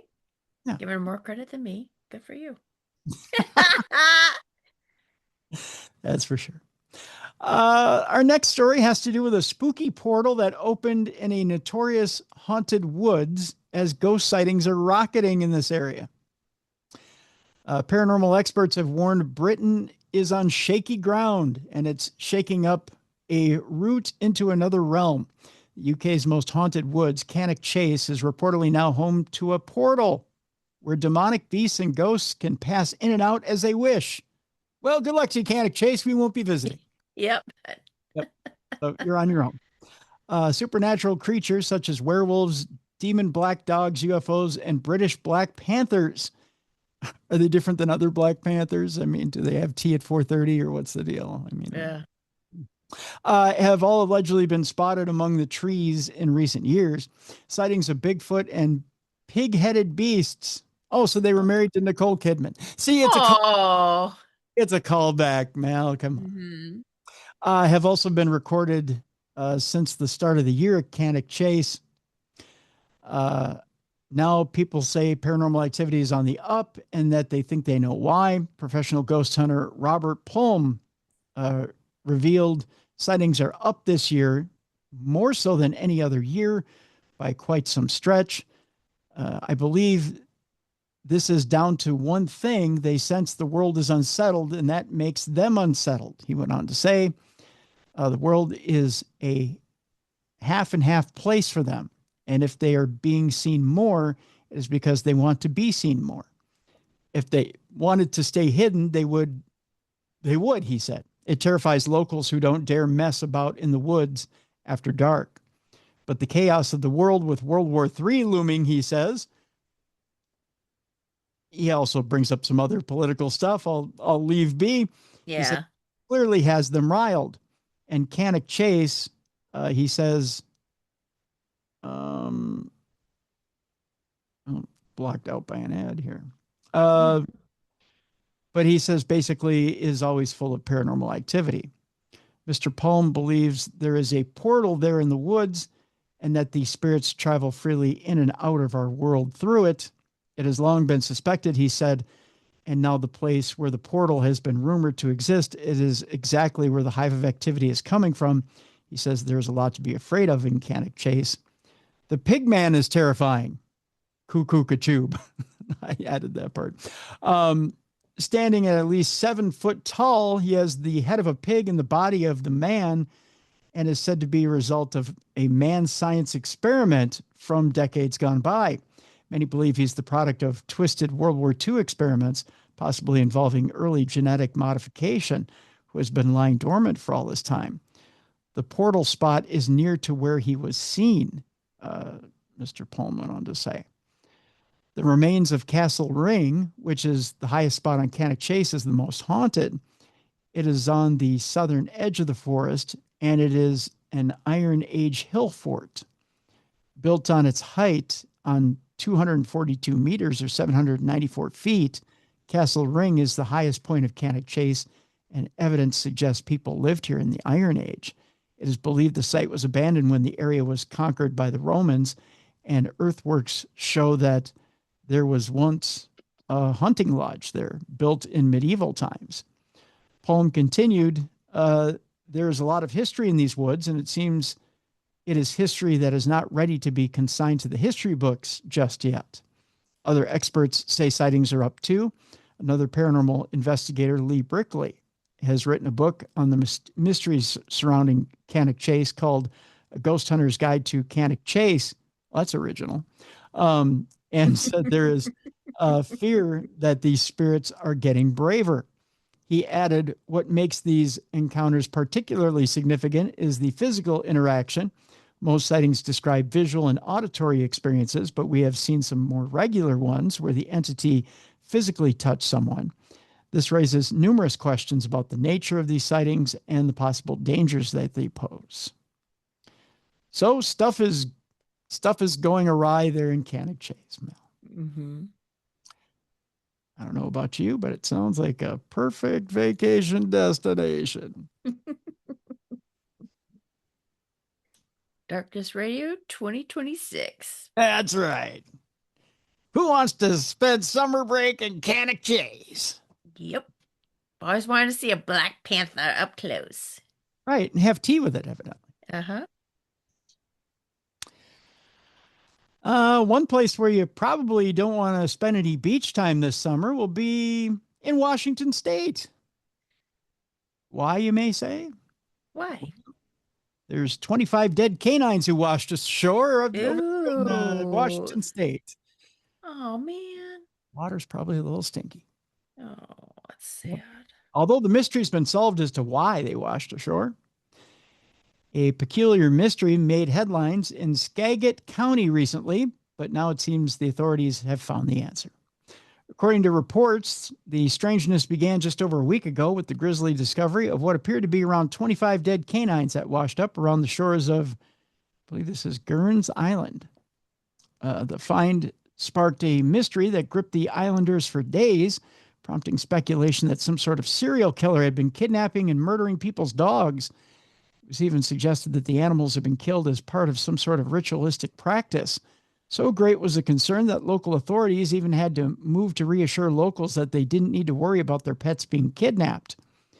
But this is one mystery that actually does have an explanation because, according to the Skagit County Sheriff's Office, those canines were not actually dogs at all, but foxes. That doesn't make it any better. No. The story goes that they had come from a farm outside of Washington and had been lawfully purchased and transported into the state to use as crab bait. What? Huh? The carcasses had ended up in the water when the boat that had been carrying them suffered some sort of technical malfunction, necessitating dumping them overboard to keep the weight down. They then washed up on the island, thus sparking the entire mystery. I don't know how that's any better, Mallie. No. Well, that's horrible. Mm-hmm. Let's move on and figure out why you see Jesus in your toast. Okay. Faces and inanimate objects are more likely to be perceived by men. So women, you're safe. So can you spot anything in these items? Whether it's Jesus in your toast or a man on Mars, many of us often spot faces in inanimate objects. And now a study has revealed how this phenomenon, called face pareidolia, that's original, causes people to see male faces more often than female ones. You ever notice it's a male face you see in something? Yep. When you see something, it's not like, hey, look at that lady in that piece of toast. Researchers from the University of New South Wales showed participants images of objects and asked them to assign the faces hidden within them ages, genders, and emotions. Oh, that's true. You never see emotions and stuff like that either, do you? Nope. It's true.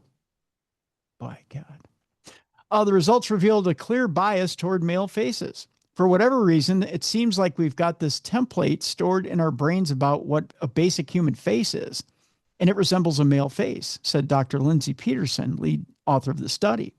In addition, if faces and objects are vague, they're more likely to be perceived as as angry, not hungry. Although hungry is part of angry. They might be, especially if they're in toast. Like if you have Jesus in toast, you might be angry and hungry at the same time. Yeah. Or potato chip. Or potato chip. Maybe because they're on food and they can't eat the food. Be angry too. This suggests we may instinctively see objects as threats before we've had a chance to evaluate them properly, said the researchers. Dr. Peterson added, your lizard brain is telling you that the safest thing is to assume it's a threat and then deal with it by eating it. Because if it's on food, well, then take a good hard look and then eat it. See, here's Jesus on toast. Doesn't that look delicious? Oh, Jesus toast. yeah. A little butter and honey on that. You You're got you hungry. some. It's dinner time. No, it is dinner time. I'm missing dinner right now. Face pareidolia is not a new phenomenon and has been documented for decades. An observer may report seeing a smiling face on the side of a handbag, Jesus in a piece of toast, or a painted face in an ultrasound image. The researchers explained in their study, published in Royal Society Open Science, which I get on my doorstep every Thursday, 5 a.m. They continued, these phenomena have, by the way, phenomena. There you go. Have generated a flurry of interest from the public, with social media sites such as Flickr and Reddit hosting thousands of user-uploaded images of illusory faces in everyday objects. Face pareidolia has also generated interest within the scientific community, as the perception of illusory faces, I almost want to say feces when I see that word. Ew. Illusory feces can be informative of the mechanisms involved in face processing, a vital function that underpins our social and cognitive functioning. Well, face pareidolia has been extensively studied until now. The nature of the faces we see in objects has remained unclear. To get to the bottom of it, the team enlisted 70 participants to take part in 2 experiments. In the first experiment, respondents were shown a picture of a handbag whose zip folds and buckles appeared to form a mouth. They were shown a picture of a more abstract visual noise. We'll see. Okay, do you see a face in this? In the sunflower? Yeah. Yeah. See, I do too. So why isn't there a face there? I see a face too. Yeah. Okay, I'm doing a little experiment with Okay. video. Do you see a face in this? Yeah. Yeah, so do I. 2 eyes and a mouth. Yeah, 2 eyes and a mouth. Right. Okay, here's another one. Here's a tree. Do you see it? Do you see a face in this tree? Yes. Looks like it's screaming. Yes, the tree looks at screaming trees. That's a band, by the way. Yeah. Yeah. When asked what they saw in the images, the results revealed that participants consistently saw a young, happy, smiling face in the bag. However, there were a range of interpretations for the visual noise. Buddha, angels, demons, dragons, Dr. Peterson explained. She added, it's amazing you can have these quite rich responses to a stimulus that is essentially noise. It is quite remarkable that we see, given that in the noise stimulus, it is just noise, there really isn't anything there. Now, you and I just agreed on 3 of these. Mm-hmm. Completely. Yeah. In the second experiment, the researchers introduced vertical symmetry, a subtle structural cue that loosely mirrors the layout of a human face. Again, the visual noise images were interpreted more diversely, but patterns did begin to emerge. Even without facial features to guide them, the participants repeatedly reported seeing angry male faces. Now, we only really saw angry faces in one of those. Yes, the last one. Mm-hmm. Well, the reason for this remains unclear. The researchers suggest it may come down to social culture and cultural biases. The male bias exists across generations and in children as young as 4 years old, which suggests that it's hardwired, Dr. Peterson said. Overall, the findings suggest the brain is predetermined to recognize faces even when there aren't really any there. The team now plans to explore how these biases shift under different conditions. So there is a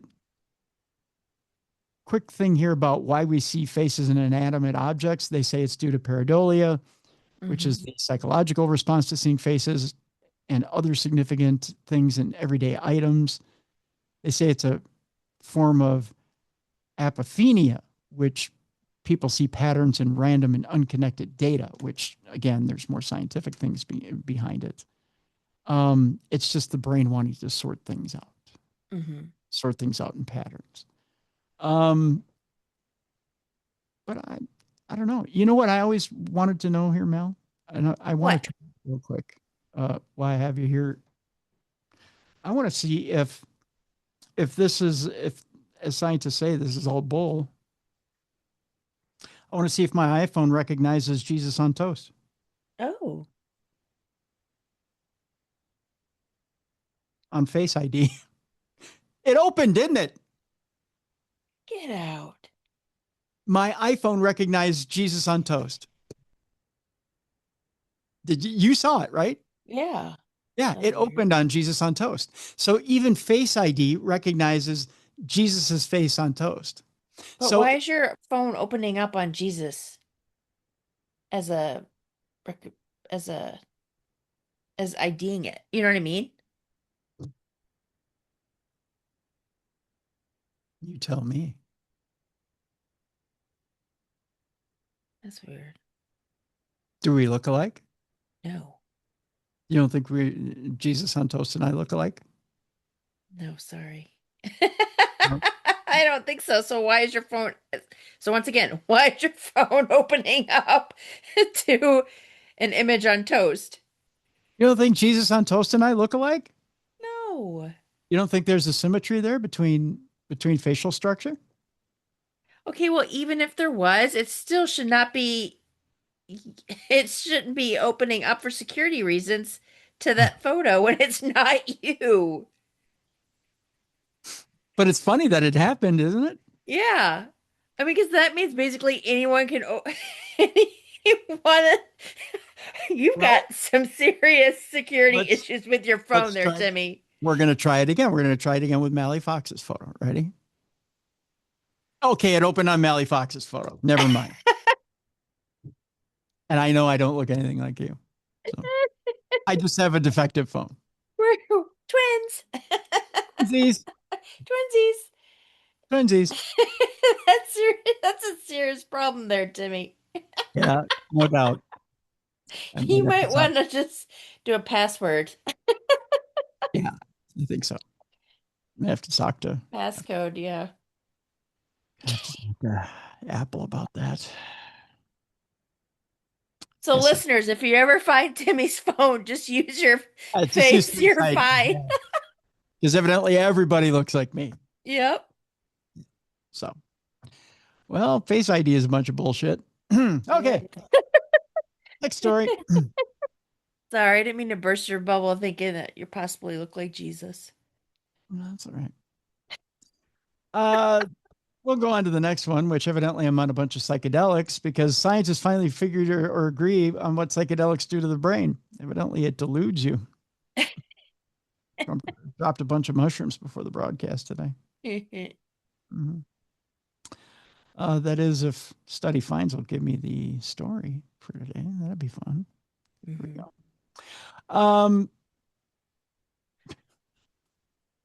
What is going on here? Here we go. In a nutshell, an international team analyzed brain scans from 267 people across 5 countries and found that 5 different psychedelics all triggered the same core shift in brain communication. Under psychedelics, brain regions involved in abstract thinking and self-reflection begin communicating heavily with regions that handle vision and movement, something that rarely happens at baseline. 2 deep brain structures, the caudate and putamen, that's fun to say.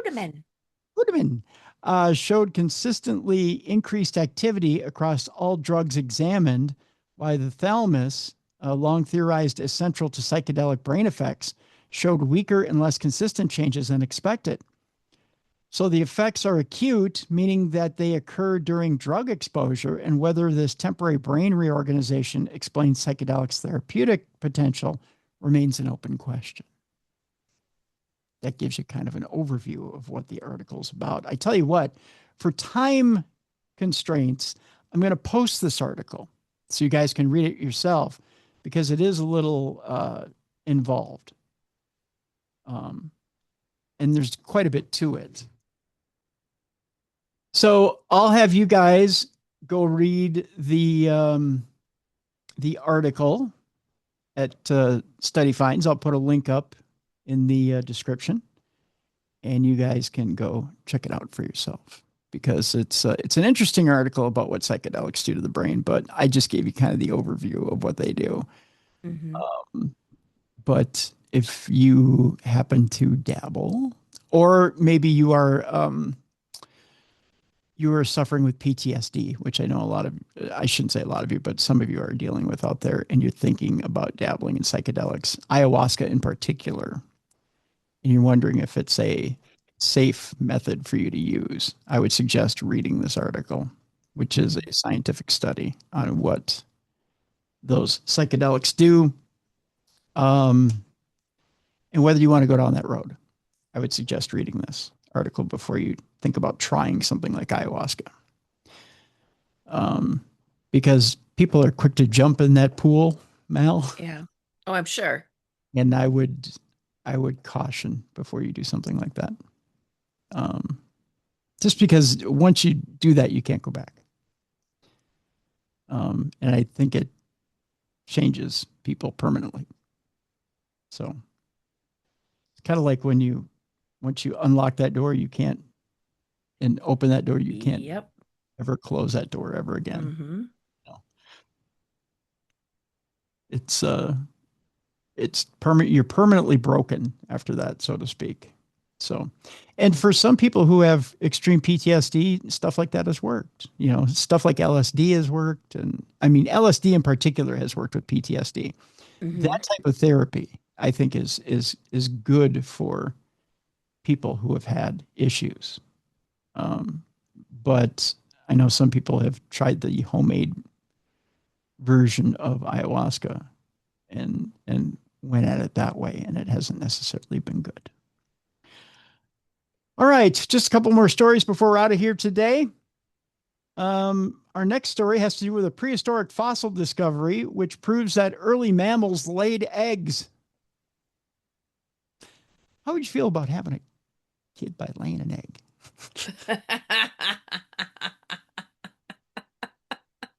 Be kind of fun, huh? The remarkable find. Sometimes I think science is just bullshit. You know what I mean? Yeah. Yeah. Someone just makes it up. Yeah, they're like, I need a finding to write on a paper to pull out of my ass this week to make a little bit of money. This might be one of them. Yeah. The remarkable find shows that the distant ancestors of mammals laid eggs instead of giving birth to live young. Okay. 250 million years ago, it says here. Of course, it's always 100 million years ago. Right, when they can't really prove it. Right. 250 million years ago, just after one of the most catastrophic mass extinction events in the history of our planet, a small mammal managed to thrive in a world hostile to most other animal life. Known as Lystrosaurus, this early plant-eating ancestor of modern mammals was remarkably resilient in an environment dominated by sweltering temperatures, frequent droughts, and extreme weather cycles.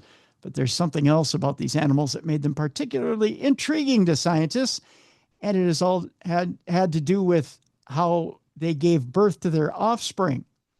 Now, for the first time, scientists have identified a fossilized Lystrosaurus egg, proving once and for all that these early mammals laid eggs rather than giving birth to live young. Such eggs are extremely rare due to being soft-shelled.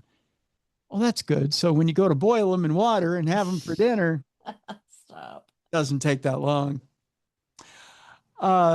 Thus, they're difficult to fossilize if they're soft-shelled now.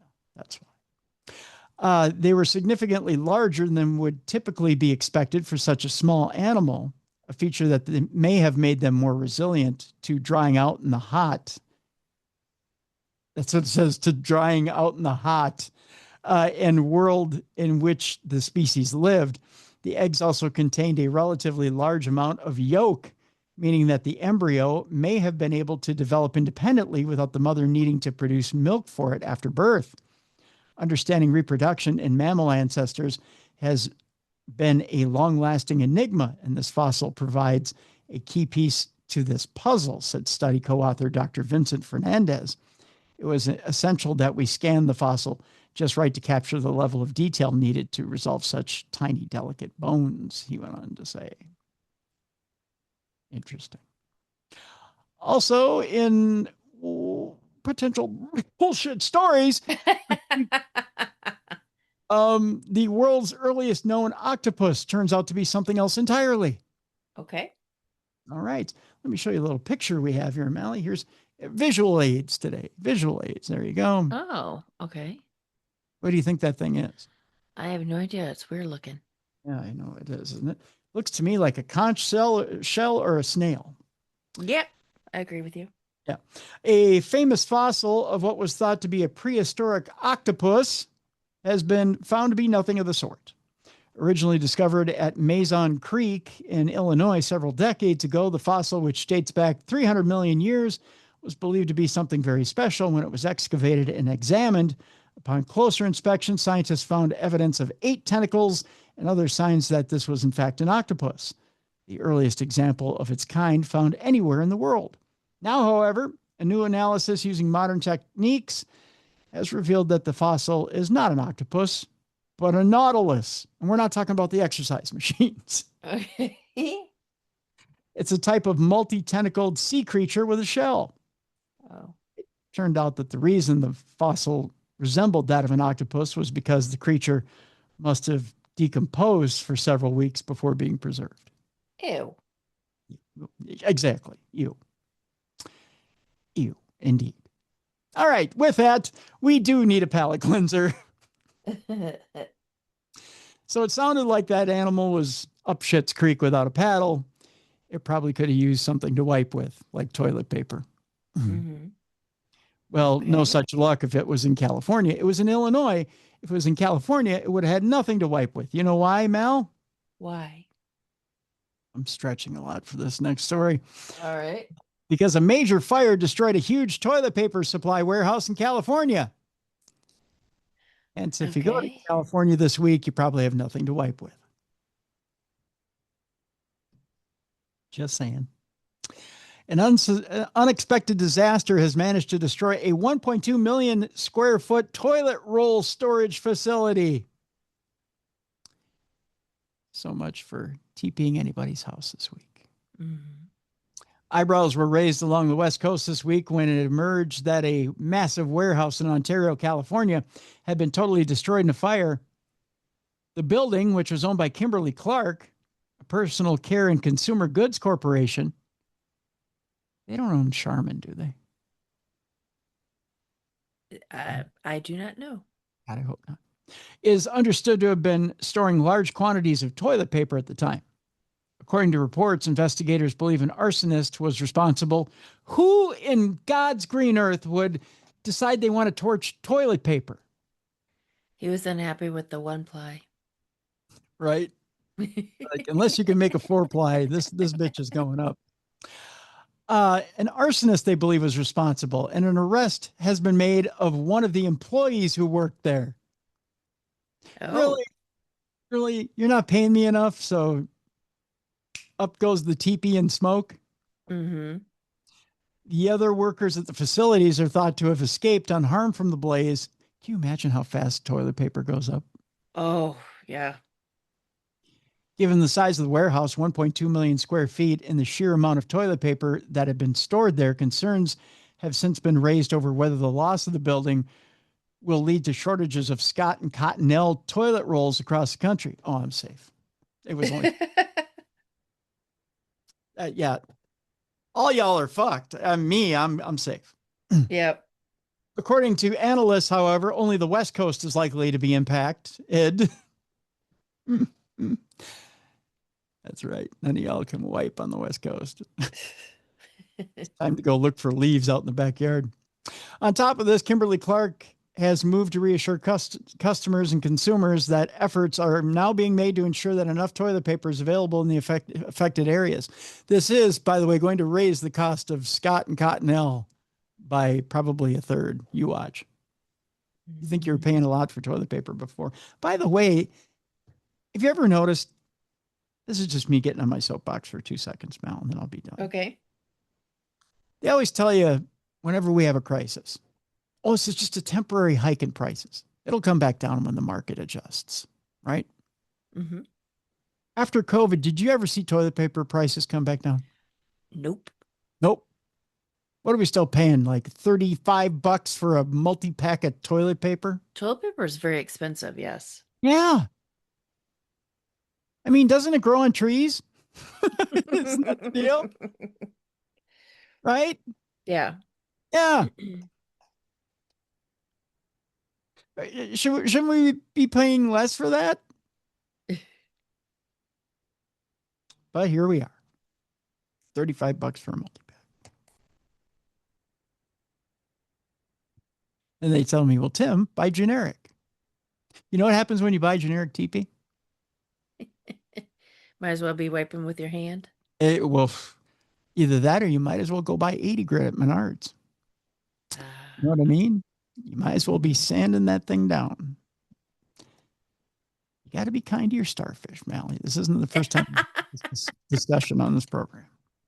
All I know is when we go camping with my in-laws, they have a fifth wheel. We have to use special toilet paper. That stuff you can see through. It is so thin. It's because, yeah.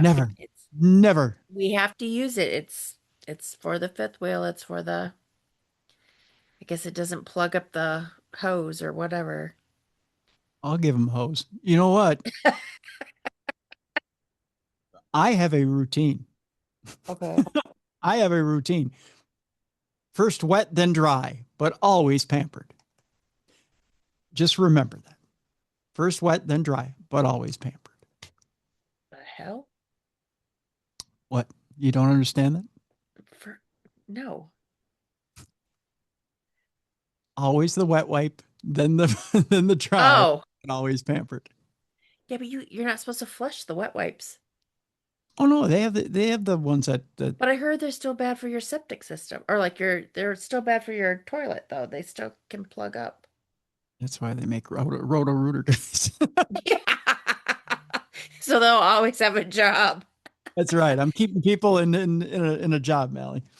No. You can buy the ones that compost. Oh. Yeah. See, I thought even those were bad. I mean, I live in a 145, 150-year-old house, so I'm very careful with my pipes. You get a lecture from the Roto-Rooter guy. They're like, these aren't the best. Hey, you know what? You know what's not the best? Bleeding from your starfish. That's not the best, pal. You know what? I'm not going to be here in 30 years, 40 years. Yeah, it's not your pipes. You're renting. That's right. Not my pipes. That's right, Mallie. I'm renting. Thank you, Mallie. Thank you for making my argument. First wet, then dry, but always pampered. Remember that? Right? Okay. I told you the first part of this would be disturbing. Yeah, talking about your starfish is disturbing. It is disturbing. The second part may leave you gleeful. Okay. We can get to that now if you'd like. Yes, please. Okay. All right. For all you horror fans out there, Halloween fans have broken a world record. And we're talking the movie Halloween. Oh. Yeah. Our good friend Tony Moran would probably be pleased. He'd probably have a smile from ear to ear. Halloween fans donned Michael Myers costumes and broke a world record recently. The makers of the video game adaptation of Halloween gathered horror fans in Boston to break the Guinness World Record for people dressed as Killer Michael Myers. Oh. I believe the name of the video game company is Ilphonic Gun Interactive. Compass International Pictures and Further Front brought 254 people. Tell me this would. That's it. But it would scare the shit out of any senior citizen having a senior moment. True.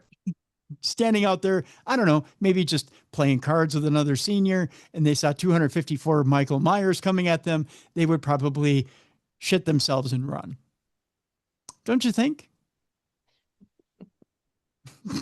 I know my mother at the age of 80, who gets easily confused, would probably turn around, see 254 Michael Myers and go, oh my, oh, and then run. Yeah. They brought 254 people in Michael Myers costumes to the. I'm telling you, if you want to break this record in your own hometown, do so, Mal. Apparently, it's possible. Get 255 people. Yeah. 255 people. Mm-hmm. Get them together, put Michael Myers costumes on them, give the big FU to these 3 groups, and break the record. Heck, we have more than that for listeners. We have at least 300. We got at least 300. We can gather and do this. And we'd be in the Guinness Book of World Records. Oh, you know what? Let's do it. Let's do a 20th anniversary event. We'll put everybody in Michael Myers costumes. We'll break it. There you go. I'm telling you, we could do it. We may just do it. How do you like that, folks? How do you like them apples, folks? Let's shoot for that. We'll do a 20th anniversary event, and we'll dress everybody in Michael Myers costumes, and we'll break the record. Mm-hmm. I like it. So they got 254 people together in Michael Myers costumes to the unveiling of their first playable demo of the upcoming video game at the PAX East Expo in Boston. The quote here is, as huge horror fans, we've seen countless fans demonstrate their love for Halloween at horror conventions and events throughout the years. IllFonic representative Miles Dompier told Guinness World Records, our team literally brought the Myers house to PAX East to share our first playable demo for Halloween, the video game. And that felt like the perfect opportunity to celebrate that fandom and flood the streets of Boston with the boogeyman himself. The 254 people dressed in blue coveralls and creepy masks, originally modeled after actor William Shatner, officially set the record for the largest gathering of people dressed as Michael Myers, according to Guinness World Records, and they confirmed that. The new Halloween video game is scheduled for release on September 8th on PC, PS5, and Xbox Series XS via Steam and Epic Game Stores. I also thought of another perfect place to do this. Okay. Crypticon here in Minneapolis. There you go. Yeah. You know what I think we should do, Mel? We should get a Darkness Radio booth at Crypticon. Yeah. We should bring Tony Moran to town. Mm-hmm. And we should get 255 people.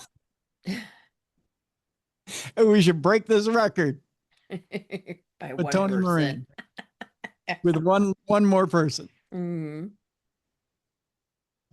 And we'll call it the FU to the video game. When is Crypticon?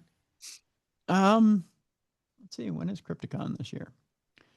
Let's look. Is that the one that's held in Bloomington? Yes. Crypticon 2026. My watch has already passed. I'll be like, it just happened last week. It happened last weekend. Yeah. October 2nd through the 4th. Oh, there you go. You've got time to organize it. We do, don't we? You know what? We should see. Why are you saying we? I'm bringing you in, kid. I'm bringing you in for this. Because I need 255 people. That's true. It's not going to be me and Tony Moran and 253 of my personalities doing this. You know what I mean? Yeah. Yeah. I got to have physical people to do this. You're going to have to wear one of these costumes, Mallie. Okay, so there's at least 3 of us, you, me, and Jessica. Exactly. And Travis. You got to get Travis. Travis, yes. Probably got to fly Beer City Bruiser in for the deal. Yep. Yeah, because Right? it was North Carolina? Is that where he's at? North Carolina. We got to get him out. Okay. There you go. Right. Let's see if they even have one of the Jasons in on this deal. Maybe we could get a Jason who's already here for the deal to put. Oh, they do have a Halloween guy here. They got Tyler Main here. We put a costume on him. Yeah, but I don't probably want us to pay him. Well, maybe. We're on a budget. We're on a budget. I'll give him a 5-spot and a hot dog. There you go. Oh, you can give him one of our sweatshirts. Yeah, we could do that. We'll give him an anniversary. Some of our merch. Yeah, we'll give him an anniversary T-shirt. We'll see. Tyler Main, we got a question for you. Will you put on the Halloween mask? Will you beat Michael Myers? Hey, Bam Margera will be there. He's always looking for money. There's another guy there's number 7, right? So Yeah. right. So Bam Margera needs money. He could do it. I'm telling you, we're getting there. Who is Dimitri Karas? He's supposedly in these Star Wars shows. He probably needs money. I think the last time I went to that, didn't I go to that with you? And didn't I go to that with you? Don't we have a picture with? It's like you, me, and what's his name? Shoot. Doug Jones will be there. Doug Jones from Hellboy and Fantastic Four. We'll put him in. Mm-hmm. Yeah. Yes. Me, you, and That's gonna be expensive. You're getting all these people that charge like $500 to have your photo with them. Yeah, but it's a gimmick. They'll kick in for their gimmick. Their handlers won't let them. It's Guinness They're World Record. mean. Well, I know that. That'd be cool though. Yeah. To have her name in a Guinness World. I think we could do it. I think we can. You know what? I know somebody who I know an independent wrestler here in town who works this convention every year. He'll help me do this. He'll dress up as well. He'll dress. Damian Graves. I'm putting the call out right now. He knows, and in fact, his gimmick when he wrestles is he wrestles in blue coveralls. Okay, we should probably do more than one up. We should probably at least have like 20 more people. That way we can hold the record for a couple years rather than just like one. Let's be in this book for a little bit. Why you got to make sense? Well, because we know people that will probably one up us. Yeah, true. They'll be like, "Oh, that's a great idea. I'm going to do it." Where are we going to find 275 pairs of blue coveralls? Fleet Farm. Yes, Fleet Farm can sponsor it. Oh, there we go. See, there's no opposition on the genius. You need to start writing. Spirit Halloween and Fleet Farm. We need your sponsorships. Yep. There we go. If we can get them behind us, the world is ours. Yep. We can do this, Mel. All I got to do is talk to Crypticon, tell them we want to pull this off. Yep. Yep. Then you got to write to the world record people, Ripley's Believe It or Not people. Yep. And Tyler Maine. We'll get Tyler Maine in our corner. We'll get Spirit Halloween in our corner. Probably some energy drink in our corner because we're going to need everybody fired up for it. And then we'll get Guinness there. Mm-hmm. Heck yeah. There you go. There you go. And Clorox, because we got to bleach those masks. Ugh.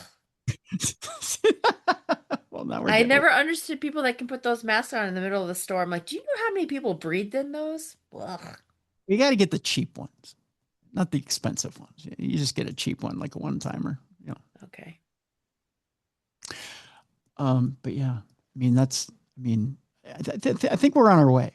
Yeah, got a goal. We got to go. We got to go.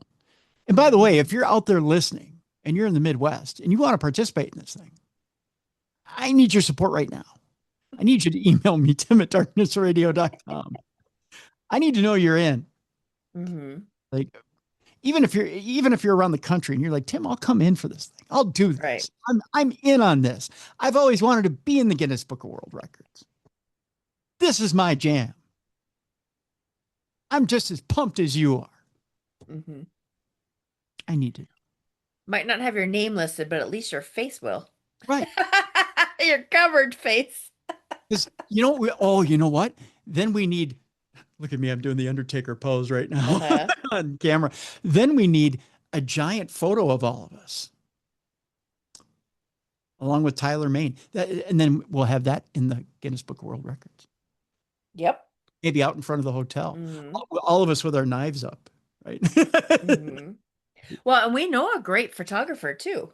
We do. Yeah. Mm-hmm. I'm telling you. Yep. Love it when a plan comes together. Uh-huh. Wasn't that Michael Myers who said that?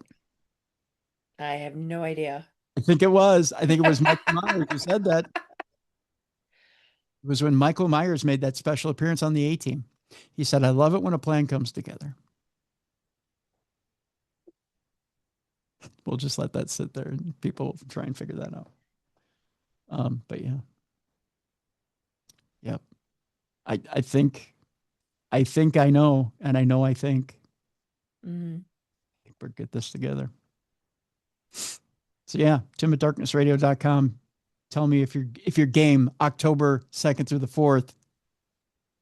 You people are ready for an experience of a lifetime.